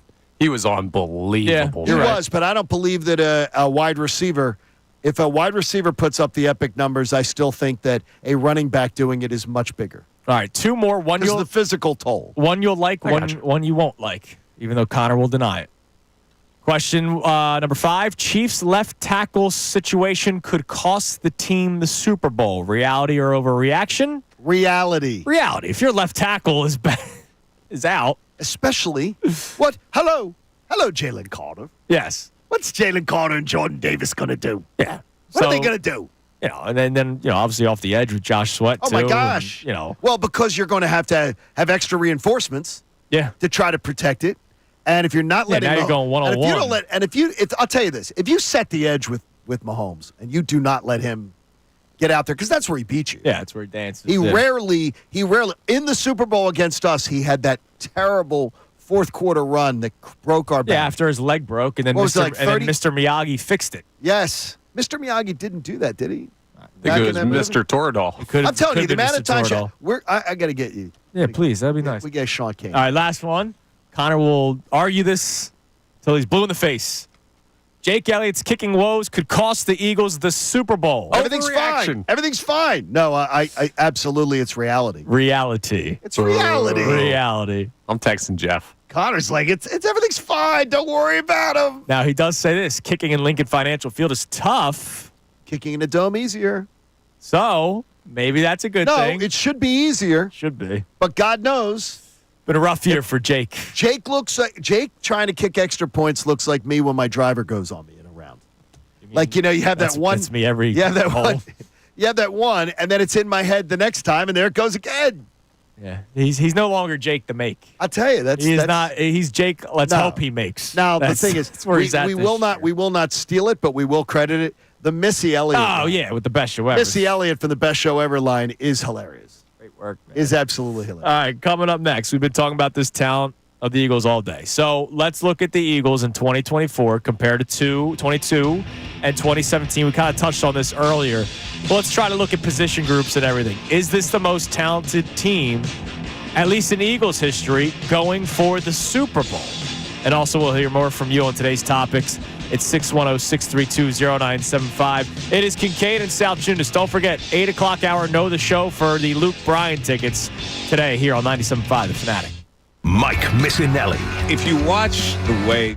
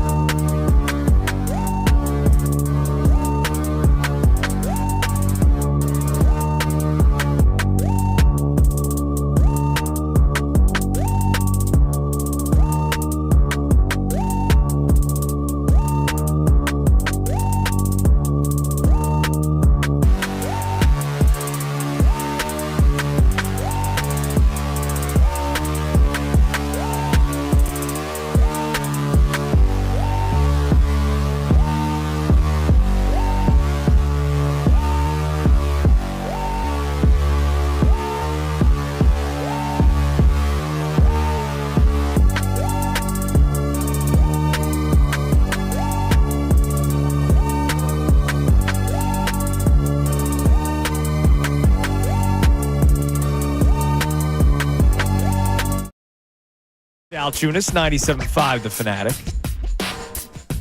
Check our text line here in a second. Is this the most talented Eagles team to ever play in a Super Bowl? And you can say yes despite another team winning. I go back to the 2008 Phillies versus 2011 Phillies. Like, that wasn't even close to me. Which team was more talented? So this team, I mean, Jalen Hurts versus Nick Foles. Respectfully, you're still going Jalen Hurts. Barkley versus Blunt/Ajayi, and then Miles Sanders a couple of years ago, who only played, only had 7 carries because of the injury. You're going Saquon. Oh, no question you're going Saquon. The only thing I would argue for 17's sake, but then I have to remind myself that Jason Peters wasn't playing. That offensive line, you had a 7-year younger Lane Johnson, 7-year younger Jason Kelsey, who's not on the team this year. Sayamalu was great. Obviously, the big miss, though, for them is that Halapoulivaati Vaitai was the left tackle, who, by the way, played tremendously in the Super Bowl. But that 17 offensive line, I can combat with this one. The secondary as well. You can absolutely make the argument that secondary in 2017 was as good, if not better. No. Okay, no. Ronald Darby and Jalen Ronald Ross. I'm sorry. I'm thinking 22. Well, the safeties, strike that for the record. The safety's not. And if you're saying that Safeties are. And Malcolm Jenkins and McLeod absolutely are. I don't think that they statistically were better than this year's. I would tell you right now, I would take Malcolm Jenkins over Reed Blankenship I love a million times. Malcolm Jenkins is spectacular. But I think the tandem has performed better. The Eagles are better at safety this year than that year. And I think that if you're saying Slay, is Slay your second best corner this year? I would say yes. Slay's better than Bradbury was in the Super Bowl year. And Quinion has been literally in the playoffs. He was targeted the least of any corner that has participated in the playoffs as a rookie. Now, I will say this. We never had that before. The hard thing was safety statistics. What are you basing that off of? Because Malcolm Jenkins also played a different brand of safety. Remember, he played up at the box. No, he did. He did. He was he was Weapon X. He was a physical. He was a physical. Yeah, so like his style of play was different than what Chauncey Gardner-Johnson and Reed Blankenship do. But yeah, I mean, look, it's interesting. Like this year's team, over the course of the entire roster, is more talented than the one that won it back in 2017. And they took down another dynasty. They took down a dynasty, yes. So why can't they do it again this time? It's just the Chiefs. Can. That's what people say. They say it's because it's the Chiefs. Out of 11 analysts from ESPN, 9 are picking the Chiefs with their gut feeling pick. We'll see what they do throughout the court. Look, they have 2 weeks of content they need to do too, right? So I'm sure there's going to be not gut check pick, but the analysis pick. How much does it change? But just the gut feeling, 9 of the 11 ESPN people picked the Chiefs. I can't believe that they published that. I'm being honest. I will say it's part of a bigger story. Because to me, that's like lazy reasoning. That's like somebody texted back an answer. I need an answer for something. Just give me something. Gut feel. Who do you think's winning the Super Bowl? Gut feel. And everybody texted back, the Chiefs are the Chiefs. It's because of the Chiefs. I mean, why are you being Shaq right now? Because there's no analysis. Oh, Chiefs, the Chiefs. I have a feeling we're going to get a visit by the big man next week. So in person? No, because if he goes to Radio Row, I was going to say he'd be hard to miss. If he goes to Radio Row, he's going to be swamped. He'd be hard to miss. But let's be clear with this conversation too. And I'm not talking about national media. I'm talking about people in the city, like people responding to the poll, people on the text line. Anybody who's saying like they'll take Pedigree or like the Chiefs are the Chiefs, it's going to be tough. Nobody's saying the Eagles can't. Right. No one's saying the Eagles can't win this game. And that's why I keep on trying to make the point. When we do the talent versus pedigree conversation, this is kind of more like you almost have to forget Eagles Chiefs for a second. A little bit. Which clearly I don't think people are going to do that. But let's not act like the Chiefs also don't have talent, but let's not act like the Eagles don't also have a lot of pedigree. But we're not going to do this show. We are not going to do. If you're on a fence, you're on a fence. It's Bill Colarulo's picks. We are absolutely taking a freaking stand on this show. By the time we're midweek next week, there's going to be no wavering on where you can go, well, Monday morning. Well, I told you I thought the Chiefs might win. I'm already telling you, None of that. Eagles are winning. Eagles are winning this game, and I'll take an unscientific poll. My class last night, every single person in the class said that the Eagles are winning the Super Bowl. That may be because they get next Wednesday off because I'm in New Orleans. They may also all be from Philadelphia. But they did get a special. No, but they all had reasoning. Yeah, but they all good. got a special project for next week on the Super Bowl, since they don't just get a week off to put their feet up. Well, no, you can't. We work hard in our class. And none of them Great are C's kids. get degrees. And with talent. Seems simple, right? Gosh, I'm telling you, I am so my energy is so renewed. I almost want to come in tomorrow, but I don't. I'm going to go to Lancaster. I love the idea. Our listenership is we do get done at 10 o'clock. Our You could still go to listenership, Lancaster. our listenership is stepping up today. They're stepping up with logic. Yes. Right between the eyeballs. And it's a confident group. I love it because I don't understand wanting to live life mousy. I got you. Like, if you're a true underdog, the Eagles were a true underdog in 2017. Yes. Yeah. It was legit. But if you go into a game and you want to live mousy, like, well, it is the Chiefs and Patrick Mahomes, and then you want to whine about the officials, which is just the worst thing of all. So can we talk about this for a second? Yes, just for a second. Yes. I get why people say it. But I can't. And Tyrone, I think, had the best answer to a caller, because there was a caller. Well, it's the best show ever, so we should have the best answers. There was a caller yesterday that brought up the officiating. Okay. And Tyrone said, you cannot worry about that now. If something happens in the game, we will react to it. He said, we reacted to the James Bradbury, was it a hole, was it not a hole, for 2 months after the game. Yes, we did. But we didn't go into the game saying James Bradbury is going to be called for a hold at some point. No one knows what the call will be, and if there even will be a call. It's like the Joel Embiid discussion. I can't go into every year worrying that he's going to get injured. Is it going to happen? No, you just go into the year knowing he's going to be injured. Yeah, and look, the Chiefs will at some and knowing point, a tummy ache's going to keep him out. The Chiefs at some point will get a call that everybody will question. Why? Because if it's in favor of the Chiefs, everybody's first thought is the officiating is rigged. It's not. I'm so tired of that. And I hope we don't come off like the whiny fan base that's like, yeah, the Chiefs are going to get all the calls. And look, like, shush. 2 years ago, this was not a whiny fan base when they lost. I was so proud of how everybody acted after the loss. Very strong. Very strong. You think about what went on with San Francisco fans after the Eagles beat them in the NFC. They're still talking about it. The San Francisco 49ers as a whole, their fan base took the lead from their players, who were a bunch of whiny. Well, yeah. Whiny. Like the Real Housewives of Jersey. Seriously. The good place of South Jersey. The great place Aren't of they South North Jersey, though, the Real Housewives? Yeah, North's a different story. Yeah. That's totally different. That's like the Jersey Shore people. That's a separate The Jersey Shore state. people are not Philly people. We don't accept that, right? They're North Jersey. Don't be going to Sea Isle with that take. Yeah, I was going to say, there's a lot of Philadelphians in the It's a completely different thing than the Jersey Shore people. All right. Delco by the Sea is a wonderful place. Coming up next, we reset today's topics, and we have today's headlines with Connor Thomas right at 8 o'clock, right here on Kincade Salciunas, 97.5 The Fanatic. Fanatic Sports Update. The better team in the big game. I'm Connor Thomas, and the Eagles are continuing to get ready for Super Bowl 59, February 9th from New Orleans against the Kansas City Chiefs. And when you're playing the two-time defending champs, you'd expect a lot of people to be picking the Chiefs. The Eagles are the betting underdogs in the game, but NFL reporter James Palmer joined the best show ever yesterday to claim that the Eagles are actually the better roster.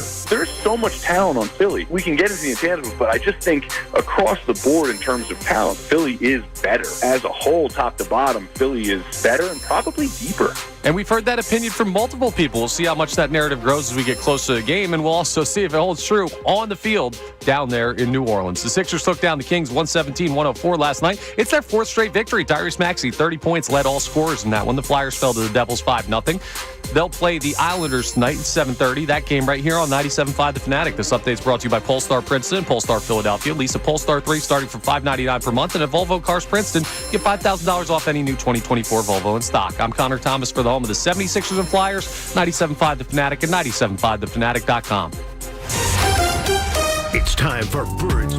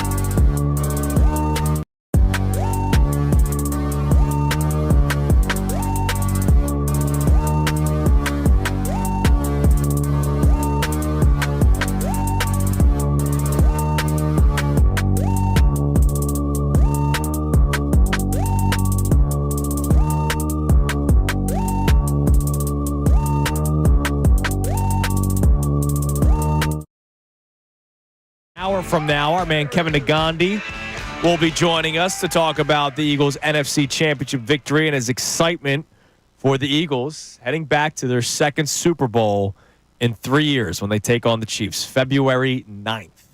Can't wait to remember another day in February. I'm so excited. February 4th, 2018. We will remember that day forever. 020418 is a number that I will never forget. 020925 doesn't roll off the tongue as well. No, it's fine. No, but it I'll will be. remember it. It'll be fine. Ready for it. All right, so great. our main topic for you today. Any other dates work like that for you?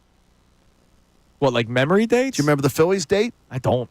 I believe the Phillies date was 10/29/08.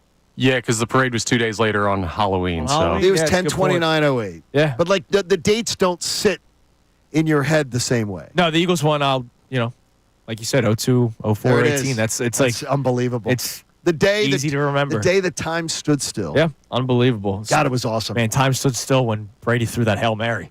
That was the longest play of my life. I'm in the Bellagio Sportsbook Yeah. with a microphone, like hosting their Super Bowl party. Yeah. And watching that and just thinking to myself, that ball hits the ground. This is over. Yeah. This is going to happen. And it literally froze. This is going to happen. It literally took froze forever. up there for like 20 minutes. It took freaking forever. It's unbelievable. And even I still remember the call from Al. Yeah, he did Yeah. That was a terrible call. Love Al. No, that was a terrible call, though. Horrible call. Horrible. Kevin Harlan's is great. Kevin Harlan's That's why whenever awesome. I go back to Super Bowl 52 highlights, I listen to Harlan. Well, Harlan's Philly special call was better, too. It was. His whole game was better. Well, Harlan is the Harlan entire- is top notch. Yes, he's tremendous. Not that No, Al's a legend. Al is. It He's was a just- legend. It was a bad game. But it was a bad game for Yeah, him. it was a very bad game. All right, what we're talking about today, pedigree versus talent. What matters more to you?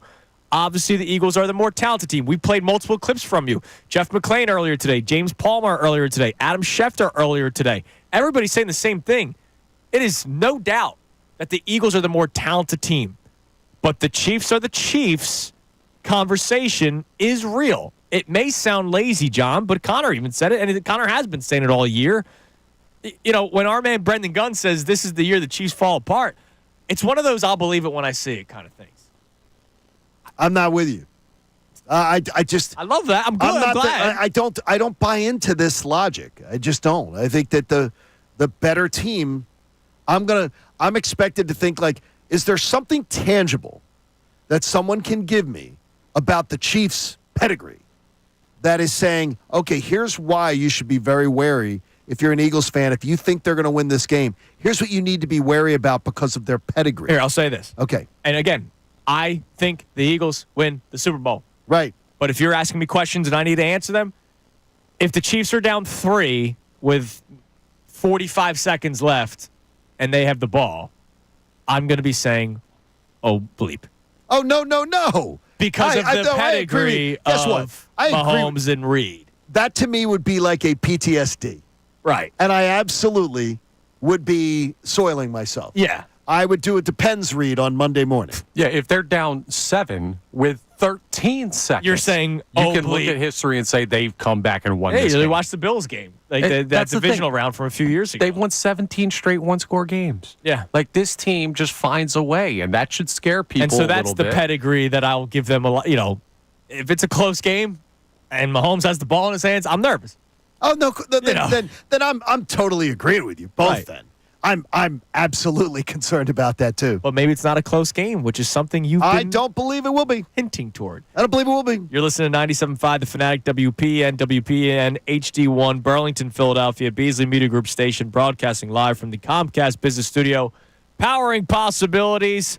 All right, today's show being taken over by Polestar, Philadelphia, and Volvo Cars, Princeton. And it is time now for today's headlines with Connor Thomas. Today's headlines with Connor Thomas. Real quick before we get into it, I apologize. Know the show throughout the entire 8 o'clock hour. At the end of the hour, we will give away a pair of Luke Bryan tickets, his concert in June at the Freedom Mortgage Pavilion. So it could be anything. It could be from headlines, which is why I wanted to tell the people. Oh, it could be. To listen. Well, we don't know. It could be. It could be a bad headlines, and it won't be. No, Who it won't knows? be. Not at all. Especially not when the Sixers have won 4 straight basketball games. They have. That's a nice thing to see. They took down the Sacramento Kings last night. Here's a little bit of the call from right here on 97.5 The Fanatic. 117 to 104. Sixers have won their 4th game in a row. Maxey and company knocking off the Kings. So Maxey and company. 73 points in the last 2 games. And Andrew Salciunas, you have been on record saying Maxey can't carry a team. I'm interested in your thoughts. I'd stand by it. 2 games does not change that. 4 games. 4 games does not change that. 4 games does not change it. No. What's the record this year? They're in 10th place. Yeah, 19 Aren't they? Or 19, 11th 19 place? and 27. 11th place? So it's all great and all that you give me the last 4 games and how Tyrese Maxey has played. Their record is 19 and 27. If this was the team going into it, and you take away how many wins they have with Joel Embiid, they won games when he played. Take those out. Well, I mean, Joel Embiid's, of course, he's closing in on playing in less games than he's actually been, as a Sixer. Yeah, And he's been eligible that's for. unbelievable. Look, Tyrese Maxey. I'm sure it'll clear up soon. Tyrese Maxey is a tremendous player. Yeah. Deserving of the max contract. He is better with Joel Embiid. Joel Embiid makes everybody better. If they decided today he's not playing anymore, this team's got no shot of winning anything. Nothing. Okay, so you're saying Respectfully to carrying Tyrese Maxey. to a championship.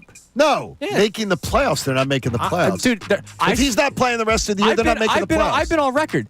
If you have this roster, even with Paul George, you take Joel Embiid out of it, they're a playing team at best. I've said that since last year. And do we agree that the Paul George thing isn't really working out? Do we agree on that? It's been more disappointing. Not ideal. Absolutely. It's been extremely disappointing. Because of the reasoning.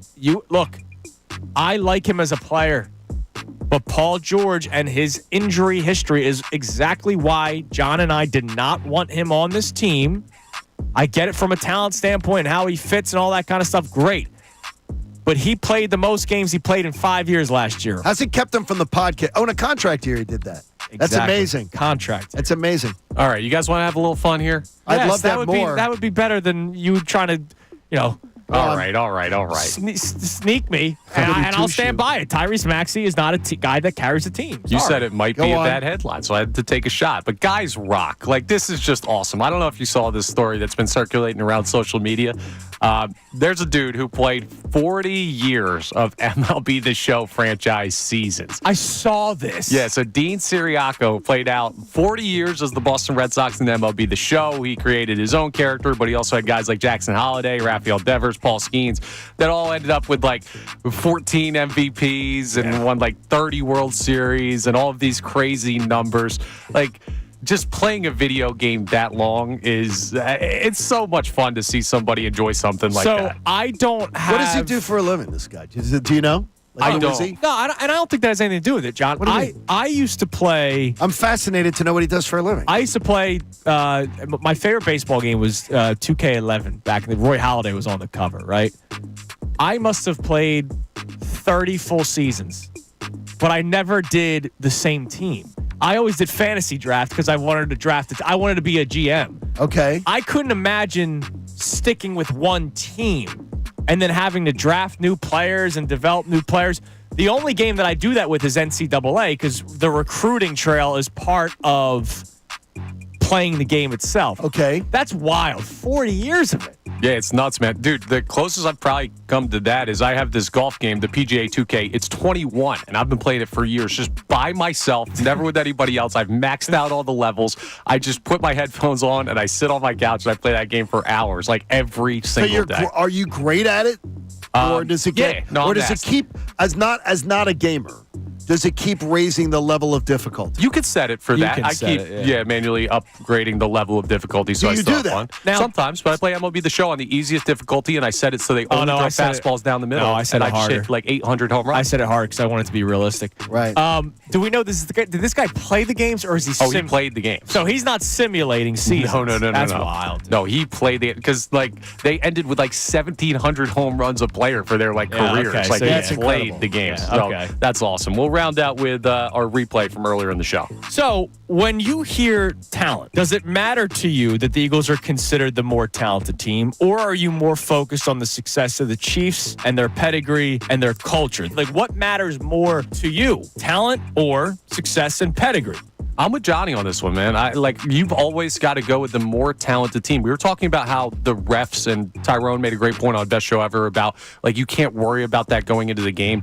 You kind of can't worry about the pedigree going into the game. You have to look at who's the better team on paper. Like, all conversations before any game happen on paper. And when you evaluate... Coming from the guy that gave the most respect for McVay and Stafford and anyone on this show. Well, absolutely. But at the end of the day, who did I pick? I picked the Eagles. I picked them to cover easily. Damn they right, didn't. Go Birds. But, at the end of the day, I'm going to take the more talented roster every single time, and I think everybody should.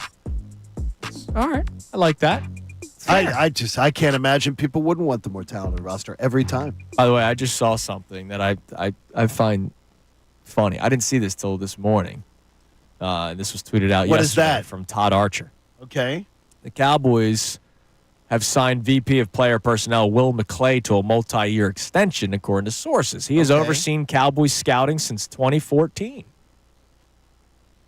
Have the Cowboys been great over the last 11 years? No, but the Cowboys have done well in the draft. I do believe they've drafted well. They have. 15 Pro Bowlers, 6 All-Pros over the course I think they're a good drafting team. Yeah, I think they're drafts. a solid. I think they're a solid draft. That's 70 rounds? You're getting 1.5 Pro Bowlers every time you draft? Yeah, I'd say they're doing pretty well. Yeah, Pro Bowl, what, the Flag Football Award? Come on now. I just think that they've got to. They almost need to stop it. Drake May's in the Pro Bowl. Drake May's filling in. The Pro Bowl's got to go. It just do a autograph event. Like, seriously, like they're trying to do something with it. Well, the game's not being played anymore. Like, I don't care about dodgeball. I don't. I did like when Tyreek Hill got the ball lateral to him and got smoked in the flag football game. Well, and that's why they put that one in the promo, because they want to be like, look, there's contact. Look, there's contact. There's contact. There's not. Please watch this game. There's no contact. All right, great job with headlines, I like the obstacle Connor. courses. Watching them go through the obstacle courses is sort of fun. Yeah, that is pretty cool. I would rather do the obstacle course. You could do it at the NFL Experience. You didn't make the Pro Bowl. You could do it at the NFL Experience. I didn't try to make the Pro Bowl. I think we may have to get a video of Andrew doing this in New Orleans. Coming up next, I want to discuss a moment. And everybody's moment might be different. A moment to yourself when you realize this team could really play in the Super Bowl. Adam Schefter joined us yesterday. He was not the least bit surprised that they're playing in Super Bowl 59. When did you guys realize this team could very well go to the Super Bowl? Because it was a crazy year this year. Kincade Salciunas, 97.5, The Fanatic. Mike Missanelli, Bill Colarulo, and Ray Dunn.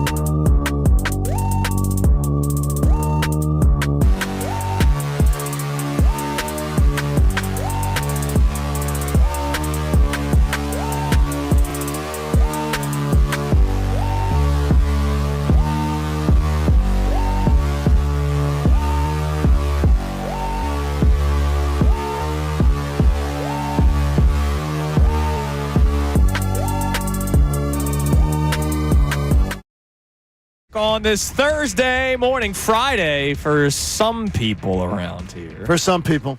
Yeah. If you're at the Shady Maple tomorrow, say hello. I've never done the Shady Maple but it was one of my mom's favorite places. Oh, you've never been? No. Oh, dude, you're going to love it, man. No, I'm not You're going to love it. It's a great time. I've never even heard of this place. Dude, it's huge. It's a huge, like, smorgasbord, they call it. So you get, like, a buffet. Yeah. Okay. And it's like a farmer's market, too. I've checked in already, and I hope we get some texts on this as well. But I asked the question going to the break. What was the moment this year where you said, you know what, this team's going to get to the Super Bowl? And I think we could get a million different answers. So before I get yours, I want to play this clip from Adam Schefter yesterday. When we brought him on, I just straight up asked him, I was like, hey, are you the least bit surprised that they're here, considering everything that happened last year? Because you do have to take all this into account. Last year's debacle, OTAs, the comments made by Hurts, the weird relationship between Hurts and Sirianni, the 2-2 start, the offensive line having to go to the Sirianni's office to change the direction of the offense, Sirianni having his breakdown after the Browns game. Which was after the bye week when he was supposed to be more mature. Right. But he worked it up. A lot happened. So what was the moment? But I asked Shefty, is he surprised? Take a listen. Is part of you amazed that they're back in the Super Bowl for the second time in 3 years with all of the storylines that came out starting last year with this team? No. I'm not. Again, I think we've talked about this team always being in a position where it could do exactly what it's doing. And last year it finished on a down year. And it's not like the NFC is loaded with top-tier teams and top-tier quarterbacks like the AFC is. The Eagles roster is as talented, if not more talented, than anybody's. It was just a question, could they get back to their winning ways? And they did. And here they go. Congratulations to the city. Should be a great 2 weeks ahead. And look, he's not even remotely surprised. Now, he does mention the NFC not as talented, which is true, but that should not be. You shouldn't take that away from the Eagles. No, you should not. Playoff games are playoff games. So, John, I'll ask you. Now, I'm curious to get your answer because January 26th, 2025, I've known about that date since May. Yes. Because you told us the Eagles would be in the NFC Championship game. Yeah, and I didn't go any further than that, right. by the way. But what was the moment this season where you're going, all right, this team could very well go to the Super Bowl? Let me just pull up open table. What game was December 1st? That was the Ravens game. December 2nd, we made reservations for the best seafood restaurant in New Orleans, GW Finn's. On the morning of December the 2nd, there's the email. I was next to you when he did it. I made the reservation live on air because I knew that at that point, I was convinced the Eagles were going to the Super Bowl. I think. But it took me till December. Right. Not before then. I was not. The earlier Rams game did not do it for me. The Dallas blowout, Giants blowouts didn't do it for me. That's the night. I watched that game and my jaw dropped. And I think, John, that's going to be a big answer for a lot of people because when I know you say the earlier Rams didn't do it for you. For me, the Rams and Ravens wins in back-to-back weeks. You're going West Coast Rams, back to the East Coast Ravens. We talk about trap games all the time, or you have the big win the week before. Because remember, the Rams were hot going into that game. When you beat the Rams the way that they did, because you also had to worry about the overlook spot, right? You're overlooking the Rams before the Ravens game, and they just beat the doors off the Rams. And then 24-19 is not the story for the Ravens game because Lamar scores the bogus touchdown at the end there. The Ravens basically scored 12 points in that, or 13 points in that game. They scored 8 points in the last three. Like the Commanders scored 8, the Ravens scored 7 in the last minute of play. Yeah, the first matchups. So I think that's going to be an answer for a lot of people. Real Mama Eagle checks in the stretch where they beat Rams, Ravens, and then she adds the Steelers game because I think, and maybe Connor will have that answer, when the passing offense showed that it could do it, that's when a lot of people said, all right, we're talking about a Super Bowl team here. What was yours, Connor? Yeah, go on. You know me so well. I know. It was absolutely the Pittsburgh Steelers because that was the only remaining negative conversation about the Birds was, can they throw the ball enough to play at a Super Bowl level? And I've always been a passing first guy. Now I've switched over on that because this team has proven that they can win consistently with the run. Well, Yeah, thank you. the water's nice, isn't God it? forbid I want to see this team do both. And that was the game where they showed me, like, okay, the Pittsburgh Steelers are a playoff caliber, defensive heavy team. And I know the game was at the link, but still, you threw all over them that game. And that was a choice by the Philadelphia Eagles. And when this team proved that they can win choosing how they want to beat you, that's where it's like, okay, you guys are something different. That's the Pittsburgh game. Again, I refer to Open Table. And it was the 16th where we made the reservation for Mr. B's. Now, the only reason why you waited that long was because you had to. Well, that was because, Mr. B's has a longer policy as far as getting in. Mr. B's is crafty. But guess what? You want that seafood jambalaya and everything like that, you'll be living. The jambalaya is going to be. See, this is why I love you. You're a man like my own heart, right? For tonight's game. Tonight. You're this guy. I'm driving to Jersey to get gas. You're going to spend more money driving to Jersey than having to come back over with the toll. It makes no sense. It ends up being a wash. I have done the math. Gas is cheaper in Jersey. Yes, that is factually correct. But what I'm saying is you're going to use the money to then drive to the gas station, $6, drive back, No, if toll. I come out like 4+ positive. And remember, I've you done the pay math. to get into Pennsylvania. Stay off the Jersey Shore. Yeah, exactly. We're still doing this state v. state war. By the way, Broke G, shout out to him. He showed me a tweet too. Jags win was the game that said they're going to the Super Bowl. That's way back. That was a terrible game. Why would you think that? I don't know. But he said it. There's a tweet that I have the timestamp tweet. Amazing. All right, we want to hear from you. What was that moment for you where you realized this team very well could go to the Super Bowl? 610-632-0975. Also, Kellen Moore could be gone.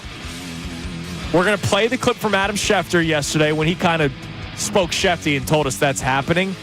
There's two things that people are worried about that I would like to try to help the people out with, Johnny. And hopefully you can help as well. It's Kincade Salciunas, 97.5 The Fanatic. Fanatic Sports Update.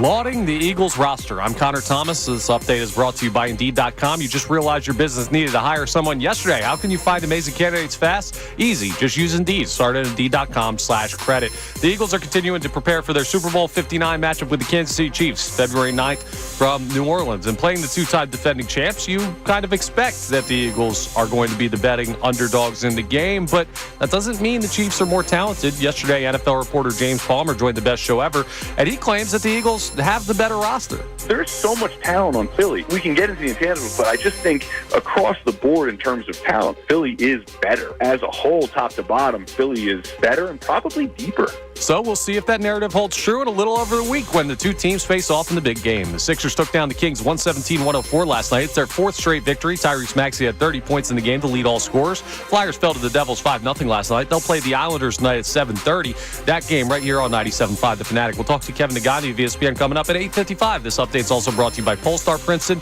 and Polestar Philadelphia. Lease a Polestar 3 starting for $599 per month. And at Volvo Cars Princeton, get $5,000 off any new 2024 Volvo in stock. I'm Connor Thomas for the home of the 76ers and Flyers, 97.5 The Fanatic and 97.5thefanatic.com. 10 days until Philadelphia and Kansas City play the big game in the big.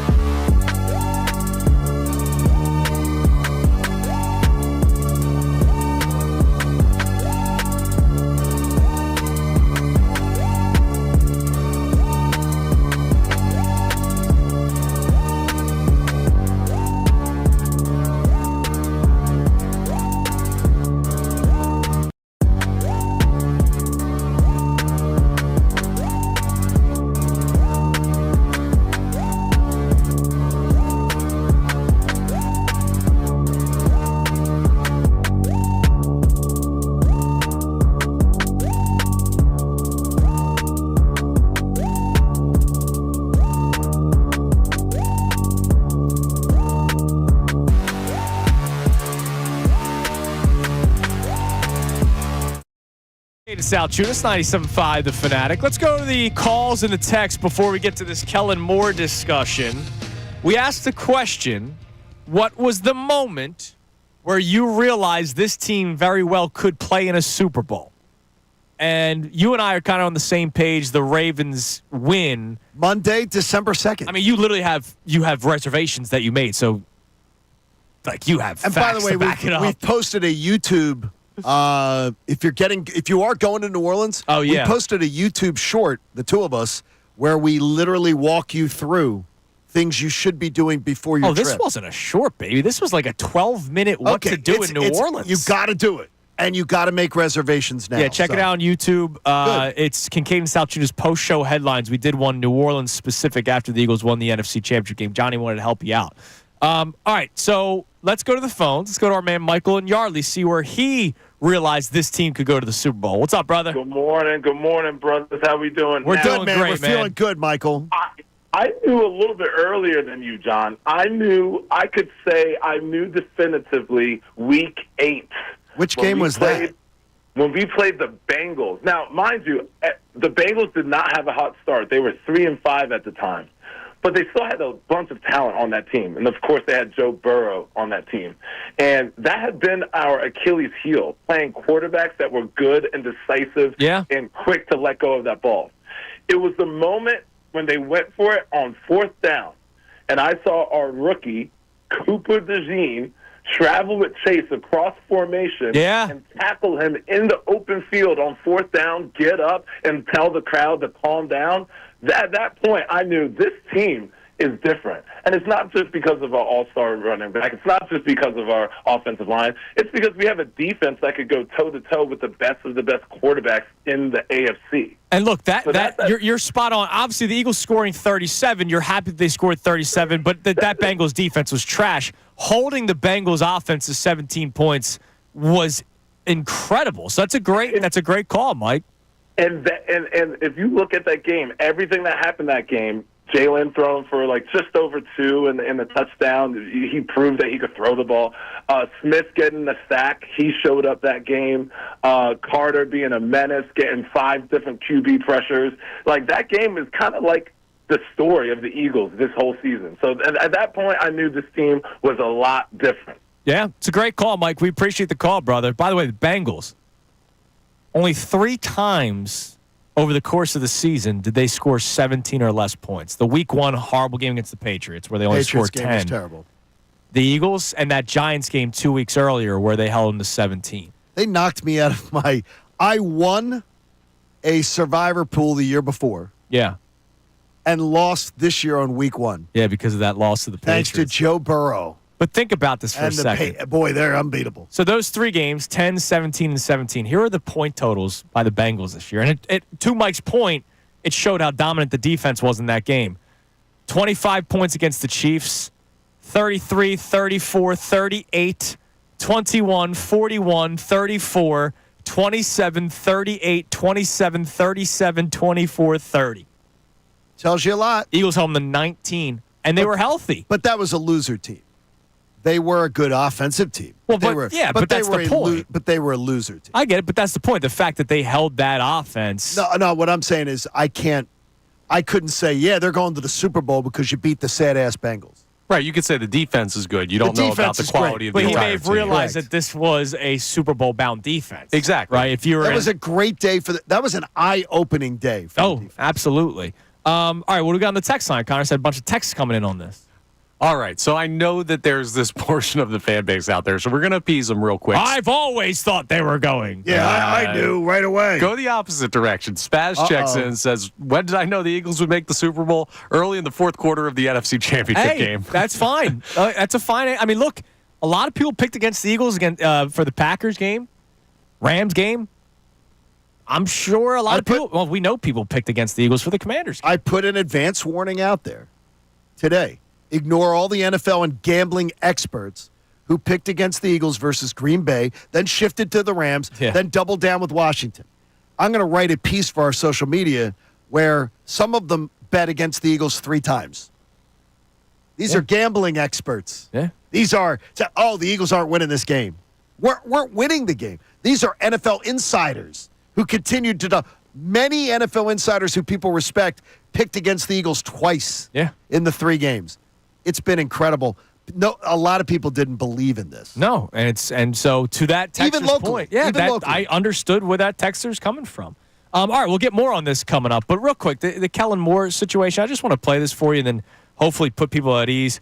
Here was Adam Schefter yesterday. We asked him about Kellen Moore because he put out a tweet right before he came on about how it looked like it was going Kellen Moore to the New Orleans Saints. Here he is talking about it yesterday on the show. What are the odds that Kellen Moore is the next head coach of the New Orleans Saints? Rising by the day, increasing all the time. And, 48 hours ago, I would have said he's right in it. And I think, they haven't made a decision yet, apparently. They haven't finalized any deal, to my knowledge. They can't. But it certainly sounds like it's trending Kellen Moore's way. So I wanted to talk about 2 narratives that are going to come out of this. Okay. Number 1, Jalen has to now have another offensive coordinator. I understand where you're coming from. Got the littlest violin going here. If you get an accomplished or a good offensive coordinator, we should not be burned by Brian Johnson too much, because is this not year 1 of Kellen Moore? This is year 1 of Kellen Moore. What are they doing next weekend? This is year 1 of Kellen Moore with 4 years of experience as an OC under his belt. Correct. So if you get another guy who has experience, I'll take another crafty veteran like Vic Fangio. Yeah.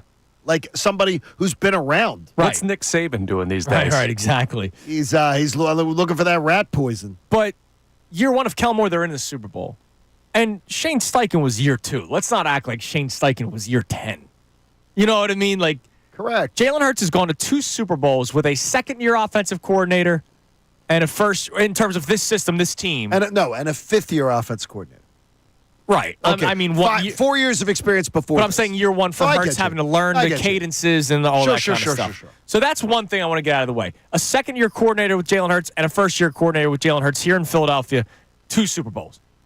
The other one of the focus on the Super Bowl thing, because if you read the replies to the Schefter tweet, that Brendan Gunn put out the quote, it's, oh, my God, he's not focused on the Super Bowl. Oh, come on.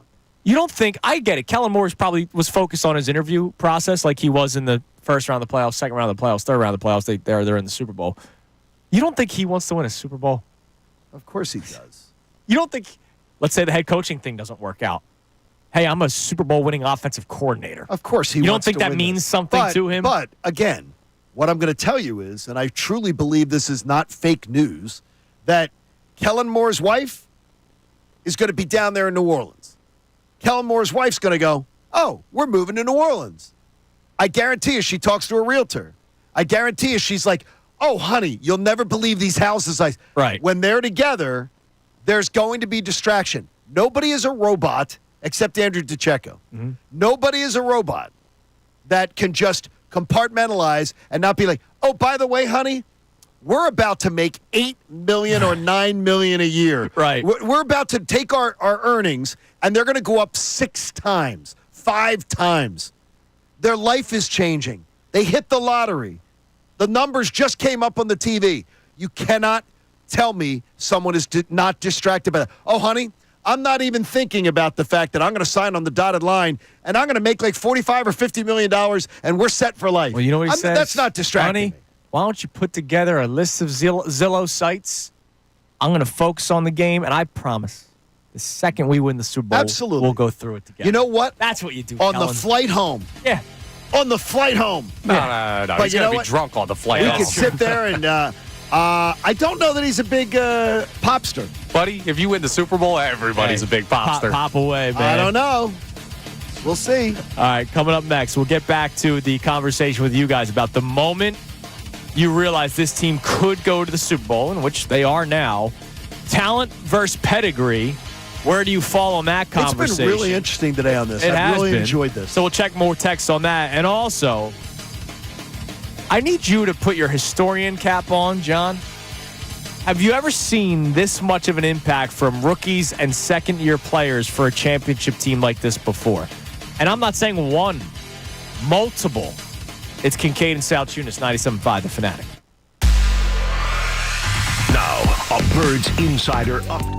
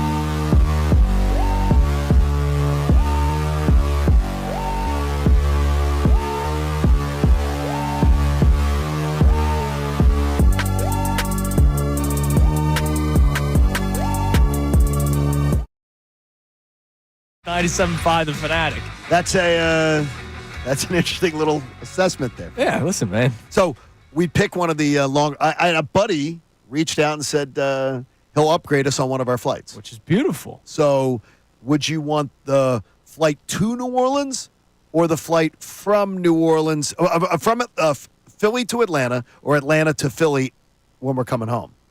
Oh, You don't have a preference? No. Okay. All right. No. Didn't know if you're more tired after the trip. Hashtag whatever. just happy to be here. Okay, man. just happy to be there. Okay. All right. Before we get back to our texts and calls about Sure. our topics that we have, I need you to put your historian cap on. Gotcha.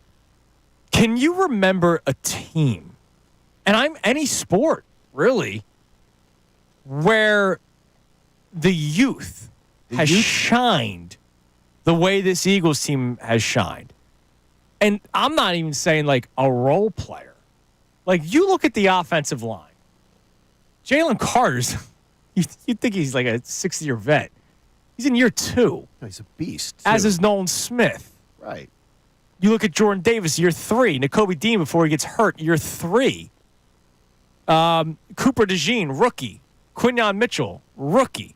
I understand that there's a good balance of vets as well on this team, but some of the more impactful players, Saquon aside, are still on their rookie contracts. The defensive line, on average, is 8 years younger than the defensive line when they went to the Super Bowl just 2 years ago. That's absurd. Crazy. That's absurd. Now, of course, a lot of Sue and Joseph bring that up because they were mid-season additions. But, yeah, but they got you to the Super Bowl. Yeah, and they were That's impactful what you last needed year. to. That's what you needed to do to get to the Super Bowl. And then offensive line, like, I know Dickerson just got the extension, but I mean that just happened. Juergens is on his rookie contract still. Devontae just got his extension. I mean, there are key players that are on their rookie deal still, or are rookies, or second-year players. Can you think of a team that had that much, and I mean impactful youth players like that? No. Yes. Who? It was 2 years ago. It was the Chiefs in 2022. They had rookies all over that defense. They had young players making impact. He was more talking Philly. Yeah. My bad. Because we don't. No, the Chiefs had. You know the narrative in Philadelphia. We don't draft drafts don't go well. We have to buy our way to championships. Didn't the Chiefs have 3 guys in their secondary, Connor, that were first or second year? Yeah, I believe so. The Yeah. average age of that roster that won was 26 years old. Yeah, they were the youngest team in football, I think, in terms of overall average age. I mean, that's pretty incredible. Yeah, but in Philadelphia, like in Philly, no, we're not used to this. We're used to free agent signings or it taking a couple years to really develop. Oh yeah, there's a lot of that. This is year 1 for Quinyon Mitchell and Cooper DeJean are both finalists for rookie defensive players of the year. Right? That's like, think about that. Jalen Carter is a second-team All-Pro in his second year. I just can't think of another Philadelphia team that has this much youth. Now, obviously, a 53-man roster is bigger than an NBA team, but I've also never seen a Sixers championship victory in my lifetime, nor the Flyers. It's been a while. It would be nice if one of those happened eventually. Been a while. Yeah, it's been a while. It's just amazing. All right, what do we got on the text line, Connor, about any of our topics today? All right, we've got a lot of people checking in on this. When did you realize the Eagles were going to be in the Super Bowl conversation? Chris from Harleysville says, I perked up after that game in Cincy. Typically, we struggle with them, so I was already half into the Super Bowl, but it was that stretch with Rams, Ravens, Steelers that solidified my confidence. The last benchmark was, how would they respond if they had a loss? We got to see that the Washington loss didn't derail them. They crushed Dallas after that. I mean, yeah, that's where his situation was. I wonder if a lot of people... Has anybody said the win against the Packers? No, not that I've seen. You know, what's weird is that would seem logical that that's where people would have gone. Because that was the first game Hurts came back from. Wait. Week 1 or playoff? No, the playoff. Okay, yeah. Because Hurts goes down against the Commanders, and what was the fear for a lot of people? The rust factor. And the fact that they were able to overcome this rust factor. I know the offense didn't look amazing. No, it did not. Against the Packers, but you were able to say, all right, they got past this rust factor that could have kept them from winning, and now let's see them next week. They looked better against the Rams than they did the Packers, and oh my God, did they look much better in the NFC Championship game than the previous 2 matchups. They did. I'm surprised nobody has said the Packers wild card game yet. Yeah, Because the second Hurts goes down. Connor, you were one of the people that were saying rust was one of the things that you were really worried about. Yeah, but remember the second part of that argument. It might not matter because Right, of Saquon course. is a monster, and this defense is very, very good. I think people have come to terms with, I think people did well before the postseason, came to terms with the fact that, Jalen Hurts doesn't have to carry this team. We were playing audio. Who was it yesterday? I was playing some in the update where it's Jalen Hurts doesn't have to carry the team is a great thing. Kurt Warner was saying that. That's where I think a lot of this fan base was ahead of the postseason. So while there was worries about the rust, I don't think it was hey, could this keep them back from the Super Bowl? Right, and I remember I was saying that from the very beginning. I was no worries about the rust, none, and that's why at halftime, despite the Eagles throwing for only 37 yards, I put out the tweet, no worries, guys. No worries. They're winning this game. Okay, I like that. What else we got on the text line? All right, we have another check-in here. So we were having the conversation earlier about the pedigree versus the talent conversation, and Eric from Roxborough says, it's interesting. When Andy Reid was our coach, I feel like we would often have the more talented team, but sometimes he got out-coached or it just didn't go our way. Now he routinely gets the very most out of his players and beats the more talented team 9 times out of 10. That being said, I think the Eagles win this one by 13. He also has Patrick Mahomes, which helps. And I love Donovan. There's a difference between Patrick Mahomes and Donovan McNabb. There is. There's a pretty big difference there. And so, look, but Andy Reid does deserve all the respect in the world for what he's been able to accomplish. And so it goes back to our main topic at 610-632-0975. You can text in, you could call in. What do you value more, pedigree or talent? We can ask these questions to the man from ESPN next, Johnny. Kevin Aandhi, Temple made Temple proud. Speaking of, when we have him on, he's got a cool event coming to Temple soon. Yes, I saw about this yesterday when I was on campus. So we'll ask him about it. It's pretty cool. And, of course, we can talk about all of our topics. And, oh, by the way, this is the first time we're talking to Kevin since they won the NFC Championship game. And remember, Correct. He was much more confident last week than he was the previous 2 playoff games. He was sort of chesty. And so let's see how he's feeling going into the Super Bowl. It is Kincade and Salciunas on this Thursday morning here on 97.5 The Fanatic. Fanatic Sports Update. The Eagles preparing for the big game. Still, yes, it's only Thursday of the first week in the wait to the Super Bowl. I'm Connor Thomas, but the Birds are preparing for Super Bowl 59, February 9th from New Orleans against the Kansas City Chiefs. And we know what the matchup is. You're matching up with the 2-time defending champs. They're going for the three-peat. So you would expect a lot of people to consider the Chiefs as a very formidable opponent. But NFL reporter James Palmer joined the best show ever yesterday, and he claims that the Eagles are actually the better roster. There's so much talent on Philly. We can get into the intangibles, but I just think across the board in terms of talent, Philly is better. As a whole, top to bottom, Philly is better and probably deeper. We'll find out in just a little over a week if that narrative holds true in the big game. The Sixers took down the Kings 117-104 last night for their 4th straight victory. Tyrese Maxey, 30 points in the game, leading all scorers. The Flyers fell to the Devils 5-0 last night. They're going to play the Islanders tonight at 7:30. That game live here on The Fanatic. Kevin Aandhi of ESPN will join us coming up next. This update's brought to you by Polestar Princeton and Polestar Philadelphia. Lease a Polestar 3 starting from $599 per month. And at Volvo Cars Princeton, get $5,000 off any new 2024 Volvo in stock. I'm Connor Thomas for the home of the 76ers and Flyers, 97.5 The Fanatic and 97.5thefanatic.com. Ricky Batalico. Credit is due in a lot of different places.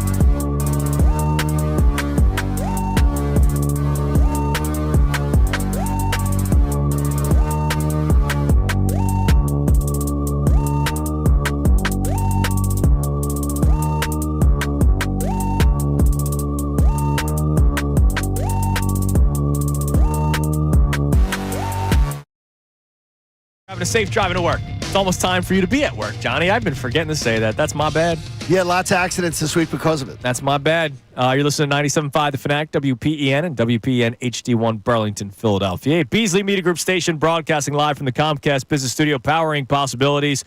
And today's show is being taken over by Polestar, Philadelphia, and Volvo Cars, Princeton.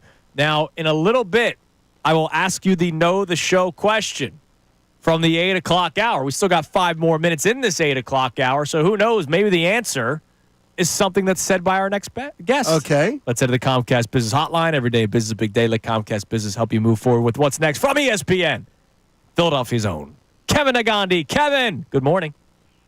Good morning, fellas. How we doing? We're doing great. What do you think? Yeah, we're basking in glory. It's been the fastest 4 days of any week so far this year, or so far since the Eagles season started. It's been nothing but celebration, Kev. We're basking in the afterglow. We're loving it.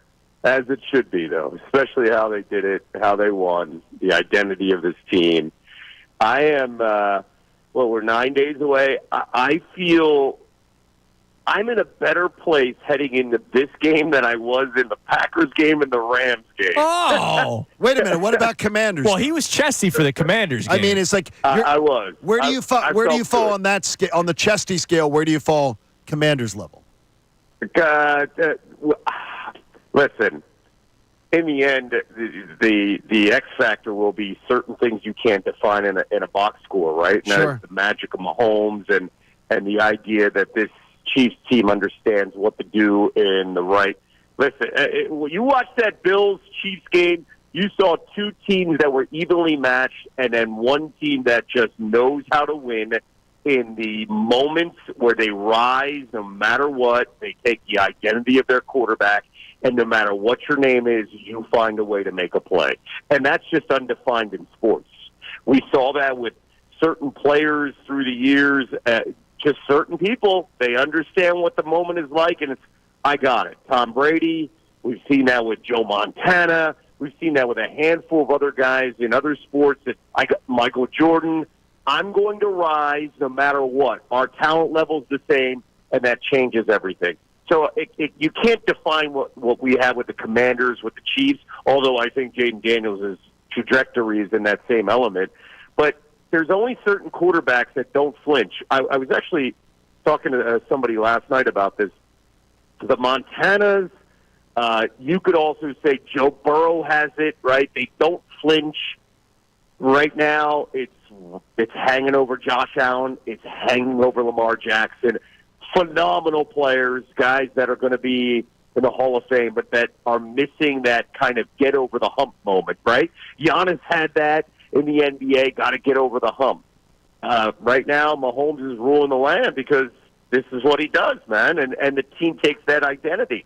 I feel really good just because, like, Jalen Hurts is one of those guys that I think he understands the moment. He is not afraid of the moment. He's been put in these moments before. He has responded at the college level. I feel pretty good going into a game like this. I'm very excited to hear you with that kind of excitement. I want to know, I want to know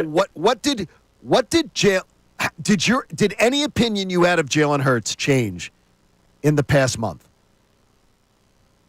The knee looked good. And when Jalen's pissed off at the world and has that chip on his shoulder, that is a good thing for the Eagles. Oh, yeah. I love it. Right? Like, the comments afterwards, the straitjacket, like, you could interpret it however you want. To me, it was like, this guy's got a chip on his shoulder, and that's a great thing heading into Super Bowl week. Because Super Bowl week could be very intoxicating, right? Everybody thinks you're the greatest in the world, and if you still feel like you've got something to prove as an athlete, and you find a way to kind of tap into that, that's a great thing, man. I mean, Travis Kelce said it yesterday. He loves the role of a villain. These athletes are so superior, they need to find a way to motivate them. Jordan did that. He created those fake battles in his head each and every night, right? That's how you win every single night in this battle against yourself. To find deeper levels of, I think, taking yourself and your talents to something that you've never experienced before. I'm going to add one other thing about the Jalen Hurts conversation I just brought up. it also helps when you have guys with pedigree, like the Georgia Dogs that we have on this line, that they've played in big moments. They understand big moments at the national championship level, playing the SEC championship, and constantly everybody picking and prodding and what are you going to do and dealing with this. These guys have been there. So when we talk about second and third year guys, they have experience because they've been there before and they've been trained in that manner on the college level. So, Kevin, you talked about the magic of Patrick Mahomes and the Kansas City Chiefs. We actually have a topic today for the audience, and I'm curious to get your answer on this. And so you brought it up. You walked me right into it. I appreciate it. I need you to try to take it at face value. All right, so I know you know exactly who we're going to talk about because the Eagles are considered the more talented team. Obviously, the Chiefs have the pedigree. So would you rather have, going into a matchup, the team with overall more talent or the team that has pedigree and has backed it up for the previous couple of years? Where would you lean on that? I would go with talent to be more than anything else, as you've seen in this league. Talent wins out, right? Now, I just did this whole thing about how supremely talented Josh Allen is and Lamar Jackson are, and then at the same time, what we saw was the experience of Patrick Mahomes and the magic that he has. But I would go with talent because the talent that's going to dictate this game is on that offensive line and that defensive line. And we have the best running back on the planet and a true Hall of Famer, a guy that is super hungry. It's really rare that you have not only the best player that's playing on the field, but you also have the best kind of human in the locker room, and that's Saquon Barkley. So to me, when you compare what this team had, this team went head-to-head and shoulder-to-shoulder with the Chiefs 2 years ago, and they didn't flinch. And one bad call that kept them on the field, I mean, that the Mahomes run up the middle was heartbreaking on that final drive. But that one bad call with Bradbury, it took the ball out of Hurts' hands with about a minute to go. When you look at this team now, they've got Saquon Barkley. That is such a big difference from, and they got Vic Fangio. It's such a big difference from Arizona. They've got a secondary that's so much better. It's a big difference from 2 years ago. I think that all plays a huge role here. To me, that talent factors in heavily in a game like this because, listen, the Chiefs have found a way to win because they make you blink first. I don't think this Eagles team's going to blink. When we talk after the Eagles win the Super Bowl, will we be talking about the Eagles that won a Super Bowl game with their defense primarily or their offense? Great question. Defense. Because and I know it's going to be a close game, and and I know that Patrick Mahomes is going to have the ball in his hand. So it'll come down to how the Eagles stop this. We all can see it. It's going to be 5 to 6 minutes left in the game. And to me, the most important part, the two biggest things in this game, and I mentioned the defensive front and how talented they are. They also don't have to deal with that slippery field, that turf that was awful in Arizona and took away the speed of guys like Hassan Reddick and Josh Sweat when they were dominant with the sacks that they had, right? So that just crushed us. But the concern I have heading into this game defensively is 15 to 18 yards downfield in the middle because Zach Ertz ate us alive. Yep. And when you have those, hey, I'll just take 8 to 10 yards. I'll take 8 to 10 yards. And you have basically, arguably, the greatest tight end in NFL history who loves the biggest stages, and he's on the same page with his quarterback. That concerns me. Or the one-on-one matchups with Travis Kelce to extend drives. And then Mahomes is really, really good, man, running with the football. We don't talk about it enough, man, but when he decides to run, man, he could pick up chunks of yards to extend plays. He's never thinking about running first, but if you have a coverage sack, you hold your breath because Mahomes will find a way, right? Where the whole field is spread open, and then he can go up the gut, and that killed us, man. That play will always haunt me with that Mahomes conversion up the gut. It was like, 25, 30 yards on that final drive. Kevin, we have one more topic to run by you that we've been asking the people. What was the moment this year where you said, all right, this team could go to the Super Bowl? The Ravens game. That's where a lot of people They're are Smart going. guys. Smart guys. Us smart Temple guys, Yes. Yeah. You're in Baltimore.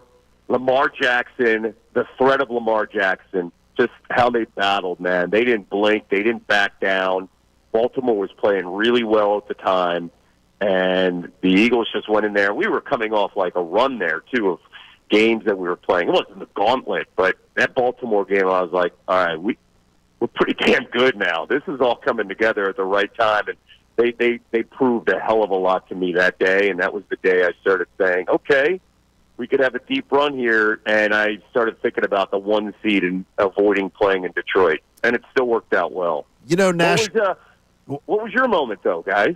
Mine was Ravens. I made a reservation at GW Finn's the next morning, the best seafood restaurant in America in the quarter.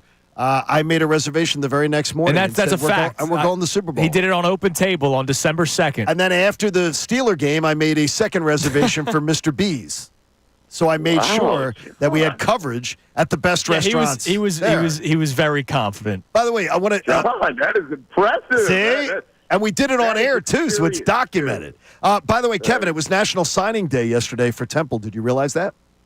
You and Andrew and I should welcome in Giovanni, the podcaster. Yeah, it's awesome. Giovanni Hamilton committed. The podcast. That's amazing. He is committed to Klein College last night on social media, and he will now be a Temple Owl, which means I might get to teach Giovanni. He may get to teach me a thing or two. Well, unless he wants to actually learn, he'd take a different class. Now, speaking of Temple, Kevin, you got a cool event coming up next month. Yeah, guys, I'm really glad you brought this up. Woj and I, Adrian Wojnarowski, dear friend of mine, and obviously it's well documented. He left his career in the NBA, ESPN, as the greatest beat reporter of all time, and $20 million. That was what was left of his contract to basically dedicate becoming the GM of St. Bonaventure's basketball. And this, the way the landscape of college hoops and college athletics are, NIL at the moment right now, before the revenue sharing comes in. So as a result, you got to raise money, man. You got to raise money for your alma mater. And Woj and I passionately love A-10 basketball because I grew up on A-10 hoops in the 80s. He did as well. Oh, yes. And Temple and St. Bonaventure had fantastic matchups through the years.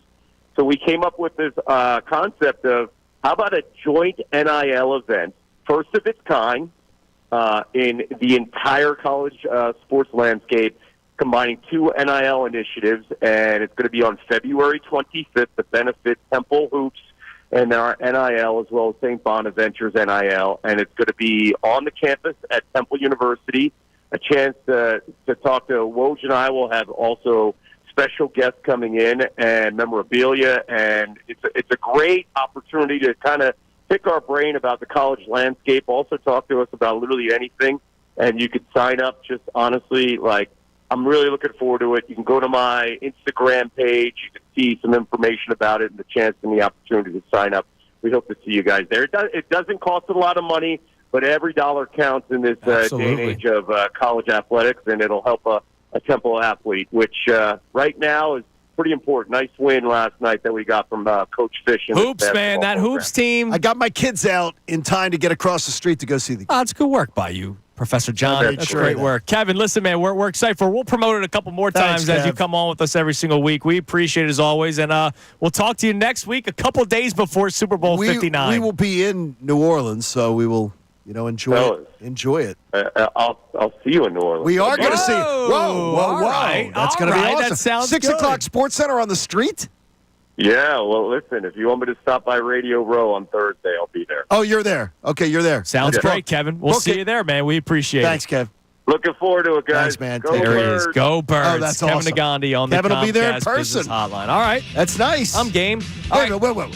Next Thursday, we got Matt Ryan, Kurt Warner. Kurt Warner and Kevin Aandhi on set, too. Yeah. That's going to be a good day. That sounds pretty good. It's a good day. Coming up next.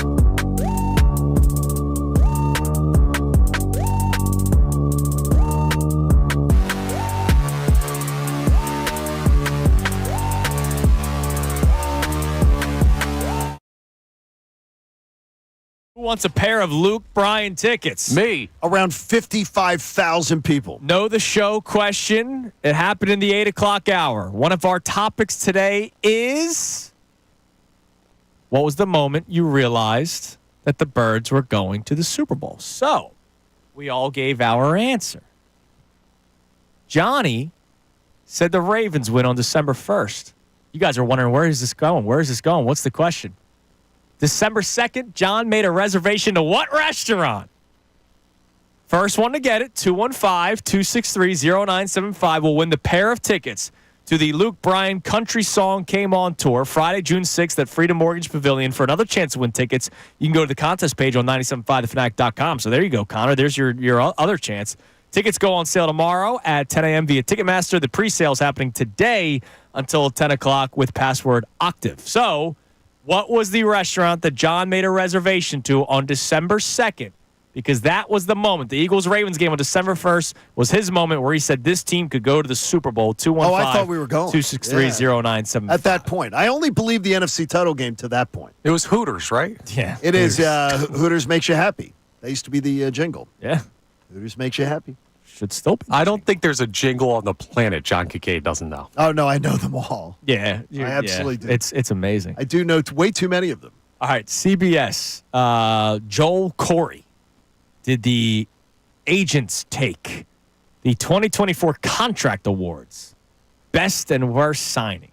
Okay. Most valuable acquisition, Saquon Barkley.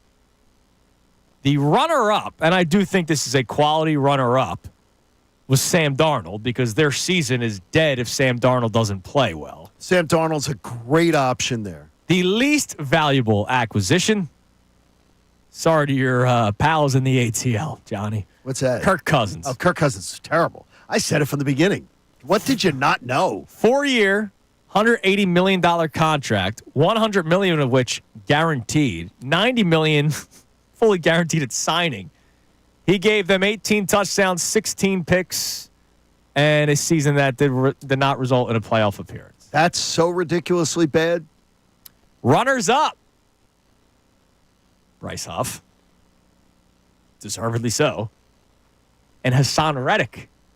The trade and the working of the deal with the New York Jets. That's even worse than Bryce Huff. He didn't play. Well, he's such a... Hassan Reddick is an absolute disgrace. And he's watching this. Oh, yeah. He had a contract. He didn't honor his contract. And he literally just stubbornly was like, well, then trade me. Does nothing with it. And then is watching the Eagles in the Super Bowl, not missing him. It's absolutely, that's karma. Yeah. That is a karma thing to do. I gotta say his is probably worse. He played 10 games and was a non-factor. He was a non-factor. He had one sack. Oh, my gosh. I would say Hassan Reddick was worse than Kirk Cousins. Wait a minute. How many sacks did Huff have? I don't know. 1.5? Maybe. Did Huff have more? If Huff had more, Hold on. I will do the Joker laugh right now. 2.5 sacks. Delicious. Oh, delicious. In 2 more games, though. Oh, yes, of course. That's because he showed up. That's because Bryce Huff had a contract and showed up where he works. What a disgraceful performance. Yeah. I wonder if And that's a fellow Temple guy, and we love our Temple guys. Him. But that was an absolute embarrassment. Yeah, the way he conducted had himself. a real Sophie's choice with that situation. Yeah, he really, oh my really gosh. did. Offensive signing of the year, also Saquon Barkley. Defensive signing of the year, Zach Bond. That's a great one. Xavier McKinney was their runner-up safety for the Packers, who was tremendous. But Zach Bond, the other one's biggest steal was Russell Wilson because they didn't have to pay him. Didn't the Broncos basically eat that contract? So I get where they're saying that. Best use of a contract was Sam Darnold as the backup. Worst use of a contract was Deontay Johnson because he just didn't play. Which contract? Yeah, exactly. And then worst contract extension. Dak. All that money to not be good and then get hurt. It's kind of, hey, Cowboys going to be the Cowboys. Congratulations to Jonathan King. He won the pair of tickets for the Luke Bryan concert, so that's great. All right, coming up next, we'll continue our discussion today. Other moments that may have stood out to you about when you realized this is the team that could get to the Super Bowl in the NFC. We'll get into that coming up next. It's Kincade Salciunas, 97.5 The Fanatic.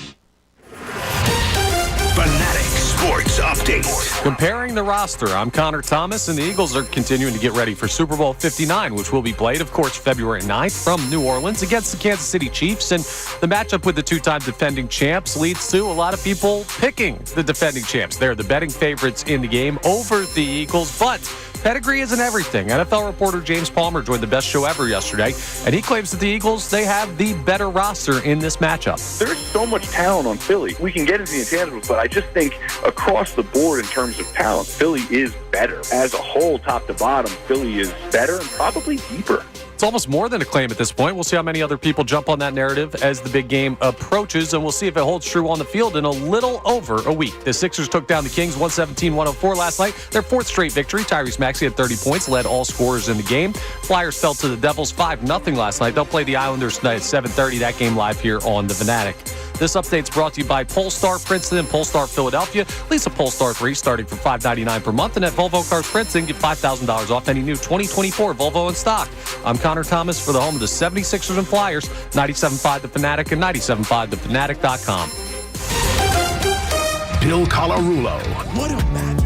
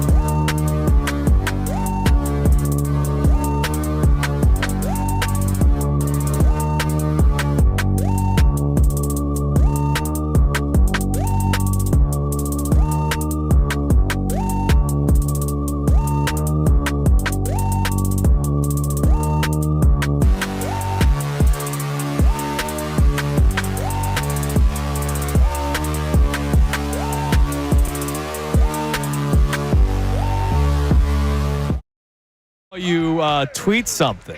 Yes. Tiki Barber thinks Kevin Burkhardt and Tom Brady should leave their New York Giants jokes in the NFC Championship game. He's tired of the mocking, and he believes it would be tone deaf if they continue to make the jokes during the Super Bowl. Wah. And what did I tweet? You tweeted eloquently, quote, when someone that has reportedly been dead to me continues to romp for touchdowns rent-free in their head. Tiki's not going to be happy. I expect a text within the hour. Hopefully he could come on. That's wait, not, sorry. No. He's not that type. He's not. He honestly is not that type. If we see him down there, we want to talk about it on Radio No, I'm Row. saying other people have complained. Yeah, about other people. Yeah, exactly. We tried getting one before. He'll but, be okay. You know, wham. Wah. Yeah, there's other people. And not Tiki. Tiki's just wham about the Saquon Barkley thing. He believes that it's been played out. No, but guess what? Who doesn't want to? First of all, they're not making fun of them. No, they just keep on bringing it up. And oh, by the way, it is a story. It is a story. And it's a disaster. Hey, Tiki, the first carry, or you know what? During the pregame show when they're talking, this Tiki, I'm gonna warn you here. Warning? This is a Super Bowl rematch from 2 years ago. What are they gonna do? Let's look at the differences from this team to last team. Yes. Wow, look at running back. Miles Sanders had 7 carries. They're going to go to Saquon Barkley. Man, what about Saquon Barkley and how the Eagles were able to acquire him off of free agency? Because the Giants, it's going to happen. It's going to happen, and Tiki's going to lose his mind over it. So don't which say doesn't it's make tone sense. deaf. Now remember, Tiki is the person too who also said, "Saquon Barkley, you're dead to me." Dead to me means you're out of my mind. Yep. You are no longer a part of what I'm thinking. And instead, they continue to be little bees about this. Yep. Not Mr. B. No, not Mr. Bees. Little bees. Little bees. And here's the thing. You know, like, how many times have you ever watched a broadcast and they show the tweets of like, oh my God, yeah, they signed the ball. They're going to show probably a 30-second reel of the immediate reaction from New York when Saquon signed with the Eagles. Mm-hmm. I guarantee it. I put my producing cap back on. That was a major story.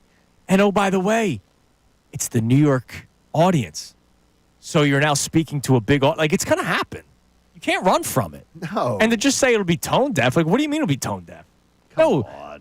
What would be tone deaf is not addressing a major story. Correct. Going to the biggest game of the year That would in be all of dumb. sports. That'd be dumb. Biggest televised event in the world. It's going to be awesome. It's going to be super awesome. It's going to be spectacular. All right, let's get some more text messages on the moment that they realized they were going to the Super Bowl. I wonder, as I try to make guesses, if there's anything different than what a lot of people were saying, like the Baltimore when Kevin Aandhi agreed. Did anyone say the second Washington beat the Lions? Oh, that would be really late. But right? the second Washington beat the Lions, I was like, oh, okay, so they're definitely going to the Super Bowl. I had no fear last week. Neither did you. No. If they were going to Detroit, how many text messages did we get? Remember you got that DM? Are you going to be this chesty next week in Detroit? Yeah. Well, they never had to go to They didn't have Detroit. to. That's why you worry about being chesty with the game you're talking about. Right. So I wonder if anybody responded with, once I saw Washington beat the Lions, oh, wait, they're definitely going to Super Bowl. Oh, What do we yeah, got? I'm feeling really good. They have not responded that yet. We Interesting. haven't gotten Okay. any of those. But See, we I have- had second level today. yeah, in next level thinking. Atta baby. Shout out Mikey Miss. Your shoulder tired from that pat on the back. No, Pat from Yardley. Yeah, go on. Checks in and says, I knew the Super Bowl was possible when they went to Baltimore and beat Lamar and Henry. Solid win on both sides of the ball.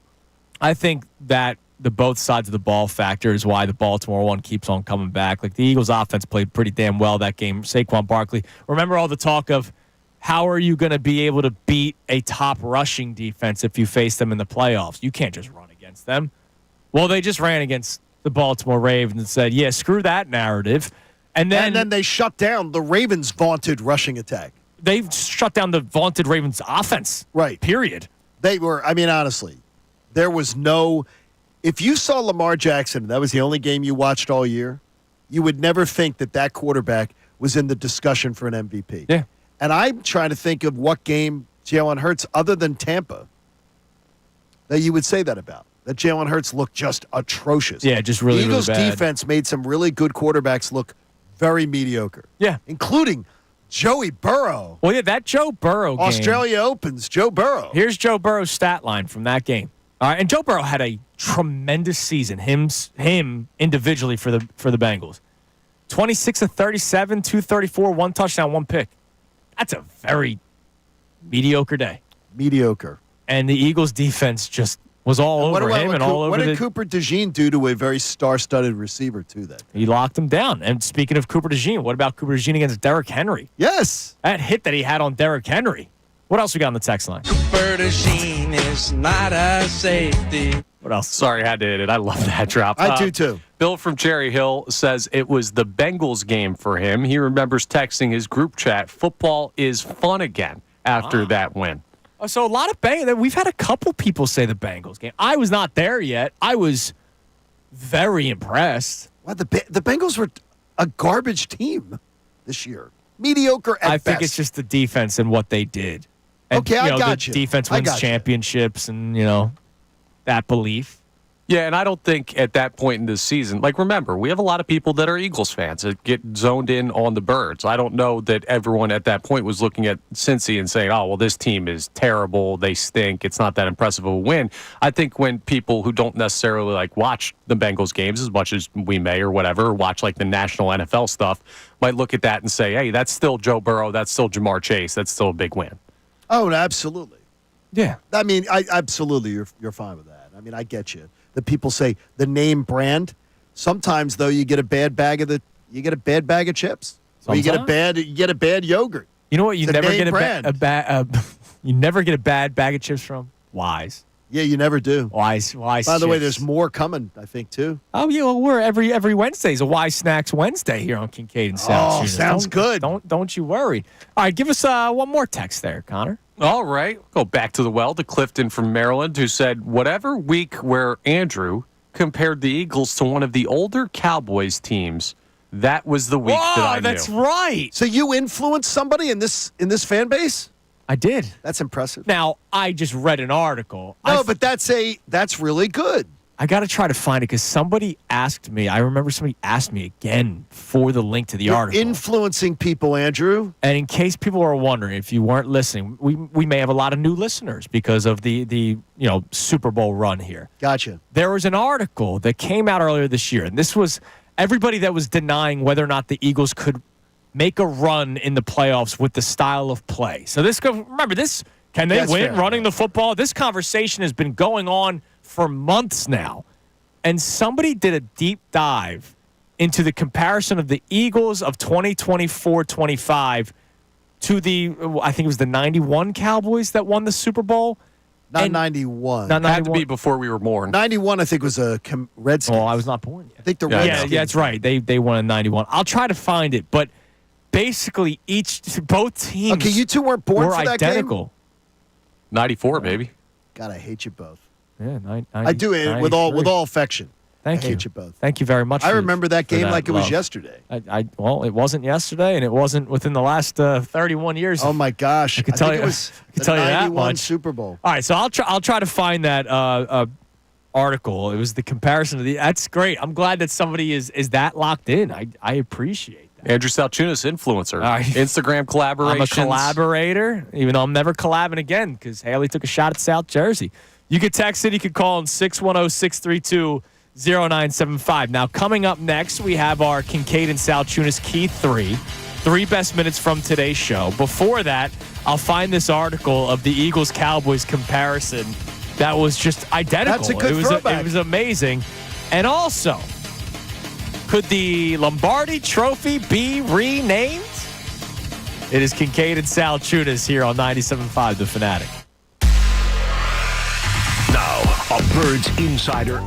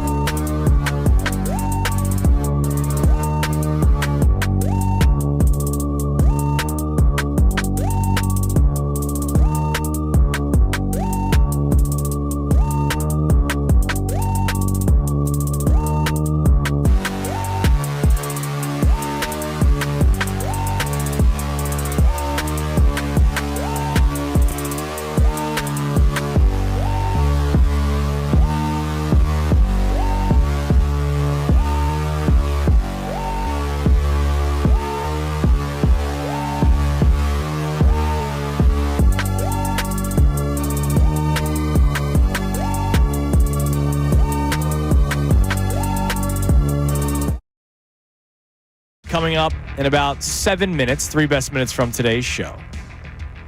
And last segment, we had a texter because one of our questions today is, what was the moment you realized this team could win the Super Bowl or get to the Super Bowl, excuse me. And somebody brought up an article that I gave you guys on the air. And it's funny, John, very same timeline. This article came out December 3rd in the late afternoon, so we would have read it on the air December 4th. December 1st was the Ravens win, and you made the reservations on December 2nd. Correct. So, all of a sudden, later this week, we see this article. And the article is why streaking Eagles compare favorably with 1992 Super Bowl champion Cowboys. And I still remember teasing it of like, hey, the Eagles compared to a former Super Bowl champion, and you're not going to like hearing who. And it was the Dallas Cowboys. So yeah, I hated them because they were Dallas. Of course. But I love what Jimmy Johnson built. Jimmy Johnson was ahead of course. He's just awesome. So here were the comparisons. Obviously, both in the same division. Wins in the previous season. So this was the 91 Cowboys, 23 Eagles, 11. The record their first 12 games, 10-2, 10-2. Troy Aikman was 26. Jalen Hurts, 26. Okay.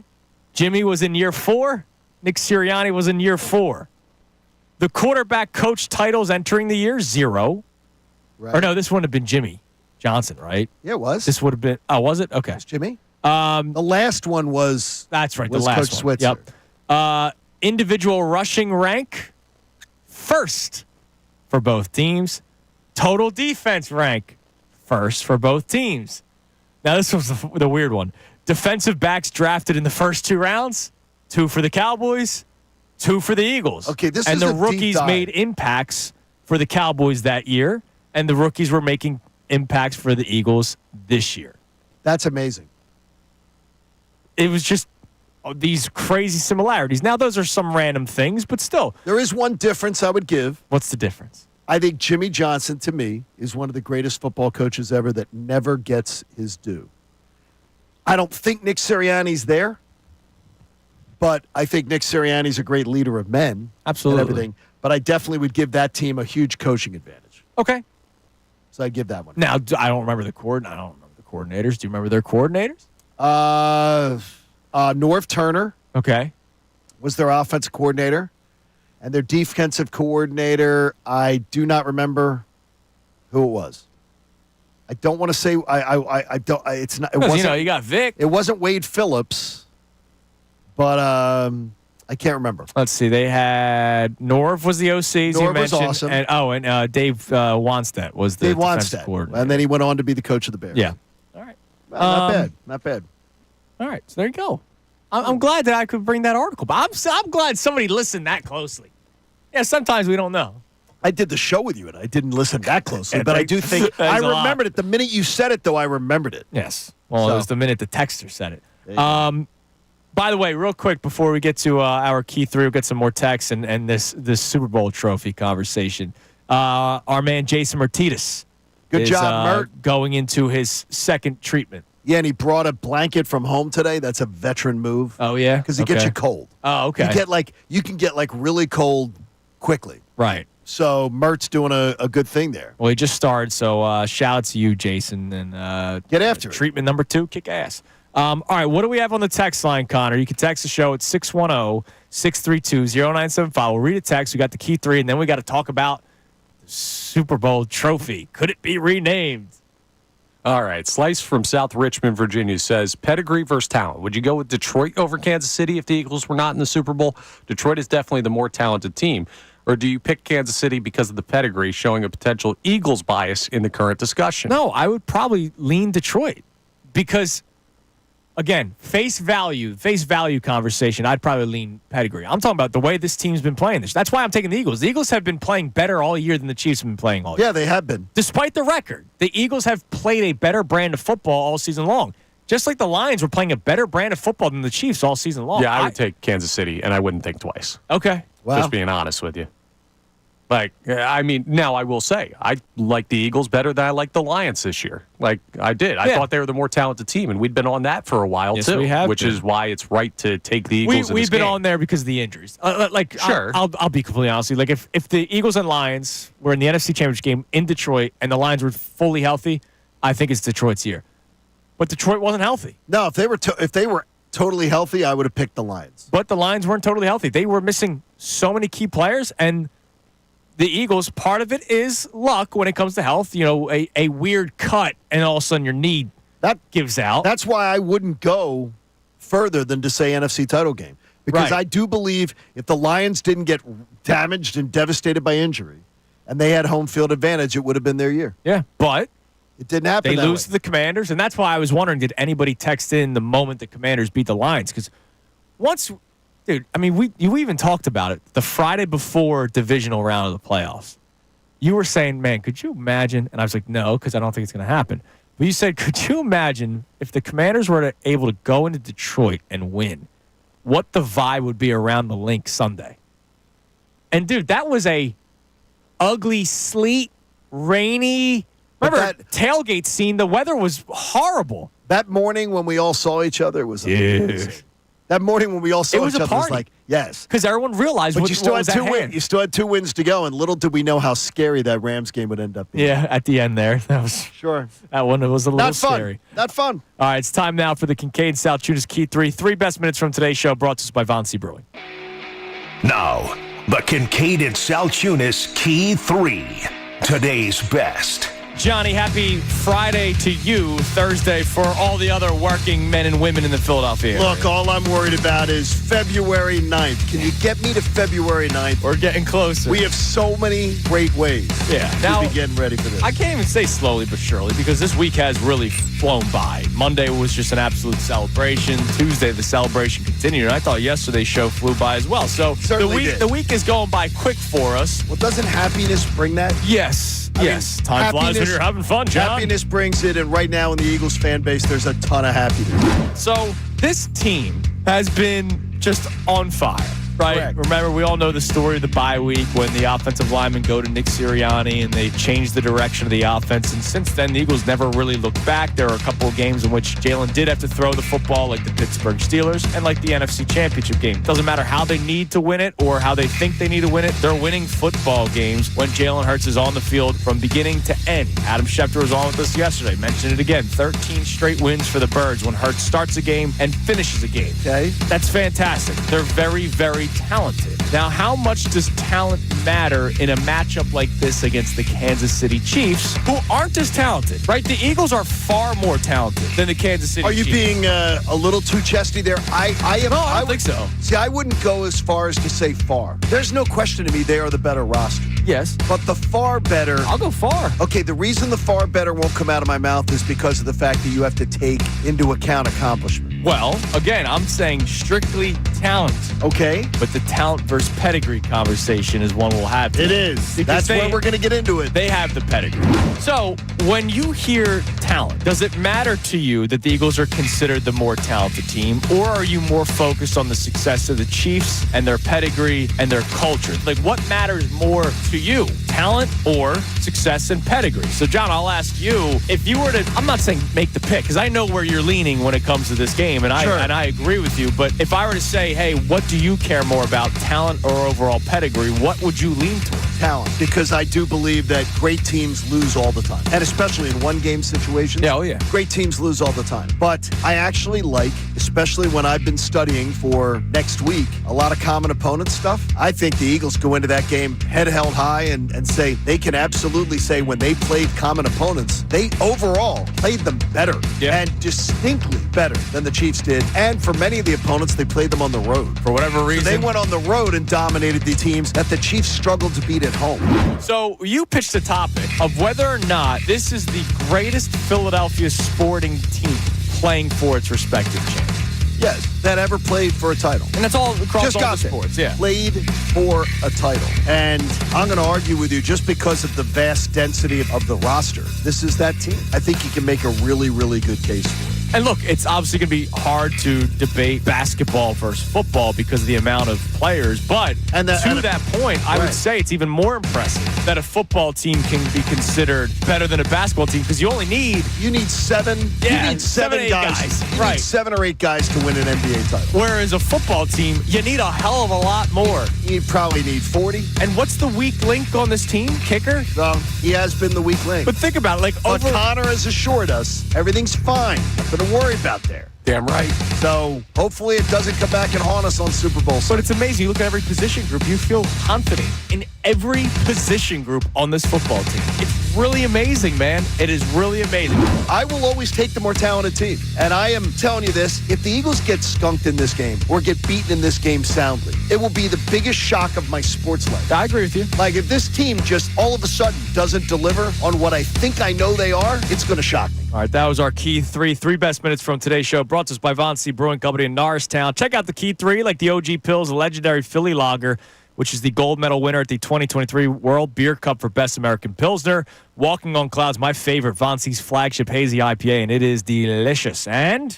Of course, it is the Vienna Lager with all the German ingredients. Go visit VonCbrewing.com. Visit them in Norristown. And enjoy. I'd stock up on some before the big game Sunday. I would go do that. Yeah, you probably should do that early. I think you should think about that. Do that early. Take care of that. You don't want to be worried on the big day. No, you want to be doing it in advance. By the way, this weekend, you do all those things. And I would say also invest some time in your lady this weekend.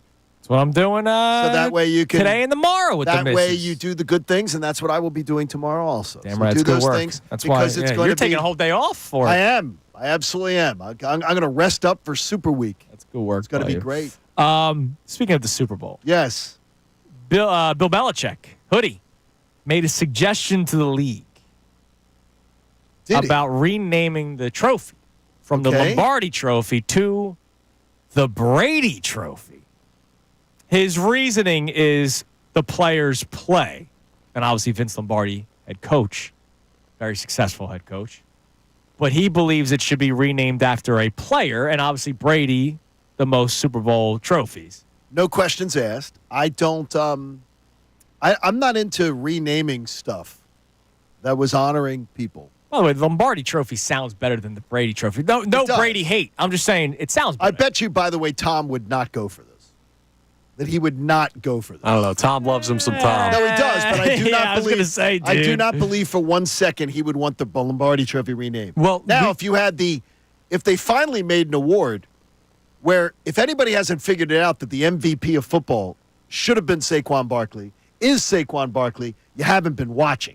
Because the other guys with all the stats, they're sitting at home eating chips, watching the Super Bowl. Why Snacks Wednesday? Put the quarterback. Watch a good vibe on game day. How about the best quarterback award? And then the MVP could be open to everybody. A top quarterback award, the Brady Award.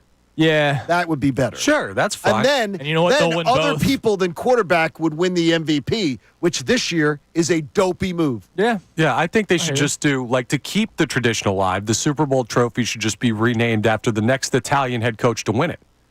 Oh, I don't think that's going to be it. Sirianni Award. Yeah, we the can't do that one. Sirianni trophy? I think he's got. Don't get What Bill. are you reading, Don't get Bill Colarulo too You reading excited Bill back there. Colarulo's show notes? That'd be come fun, on wouldn't now. it be? By the way, Mikey was funny yesterday just going. He goes, man, you just dig deep into your bag of tricks to just throw just accolades at this guy. Don't miss Mike and Bill and Ray coming up. Hey, FT Young Heating and Air Conditioning, they made a donation to the American Association for Cancer Research. They're great people, and you can be too. You're great. We know you. You listen every day. 97.5thefanatic.com/AACR. Hey, do it in honor of our friend Jason Martinez fighting cancer right now. Damn because right. cancer research saves lives. And again, thank you to Polestar. They took over the show today. Polestar Philadelphia and Volvo Cars We Princeton. appreciate them being part of the show. Johnny, you, me, and Connor hanging out tonight at the Philly Sports Trips Give Back event at Chickies and Pete's in South Philly. Hope to see you out there. You Go still to- have a chance to buy Yes. tickets. And if you go, you have a chance to win 2 tickets to the Super Bowl. I tripped for 2 to the Super Bowl, so check that And out. my wife has said if I see some memorabilia, I should go for it. Oh, is that right? Oh. So Silent auction. if I see a nice silent auction item, might have to go for. I don't think John Kincade has ever participated in a silent auction in his life. No, I've done silent nothing. But I am crafty with these silent auctions. Enjoy your day off tomorrow. All right, I'll see you tonight. We'll be back at it Monday. You'll be back at it Monday. Connor and I home down the fort tomorrow right here on 97.5 The Fanatic.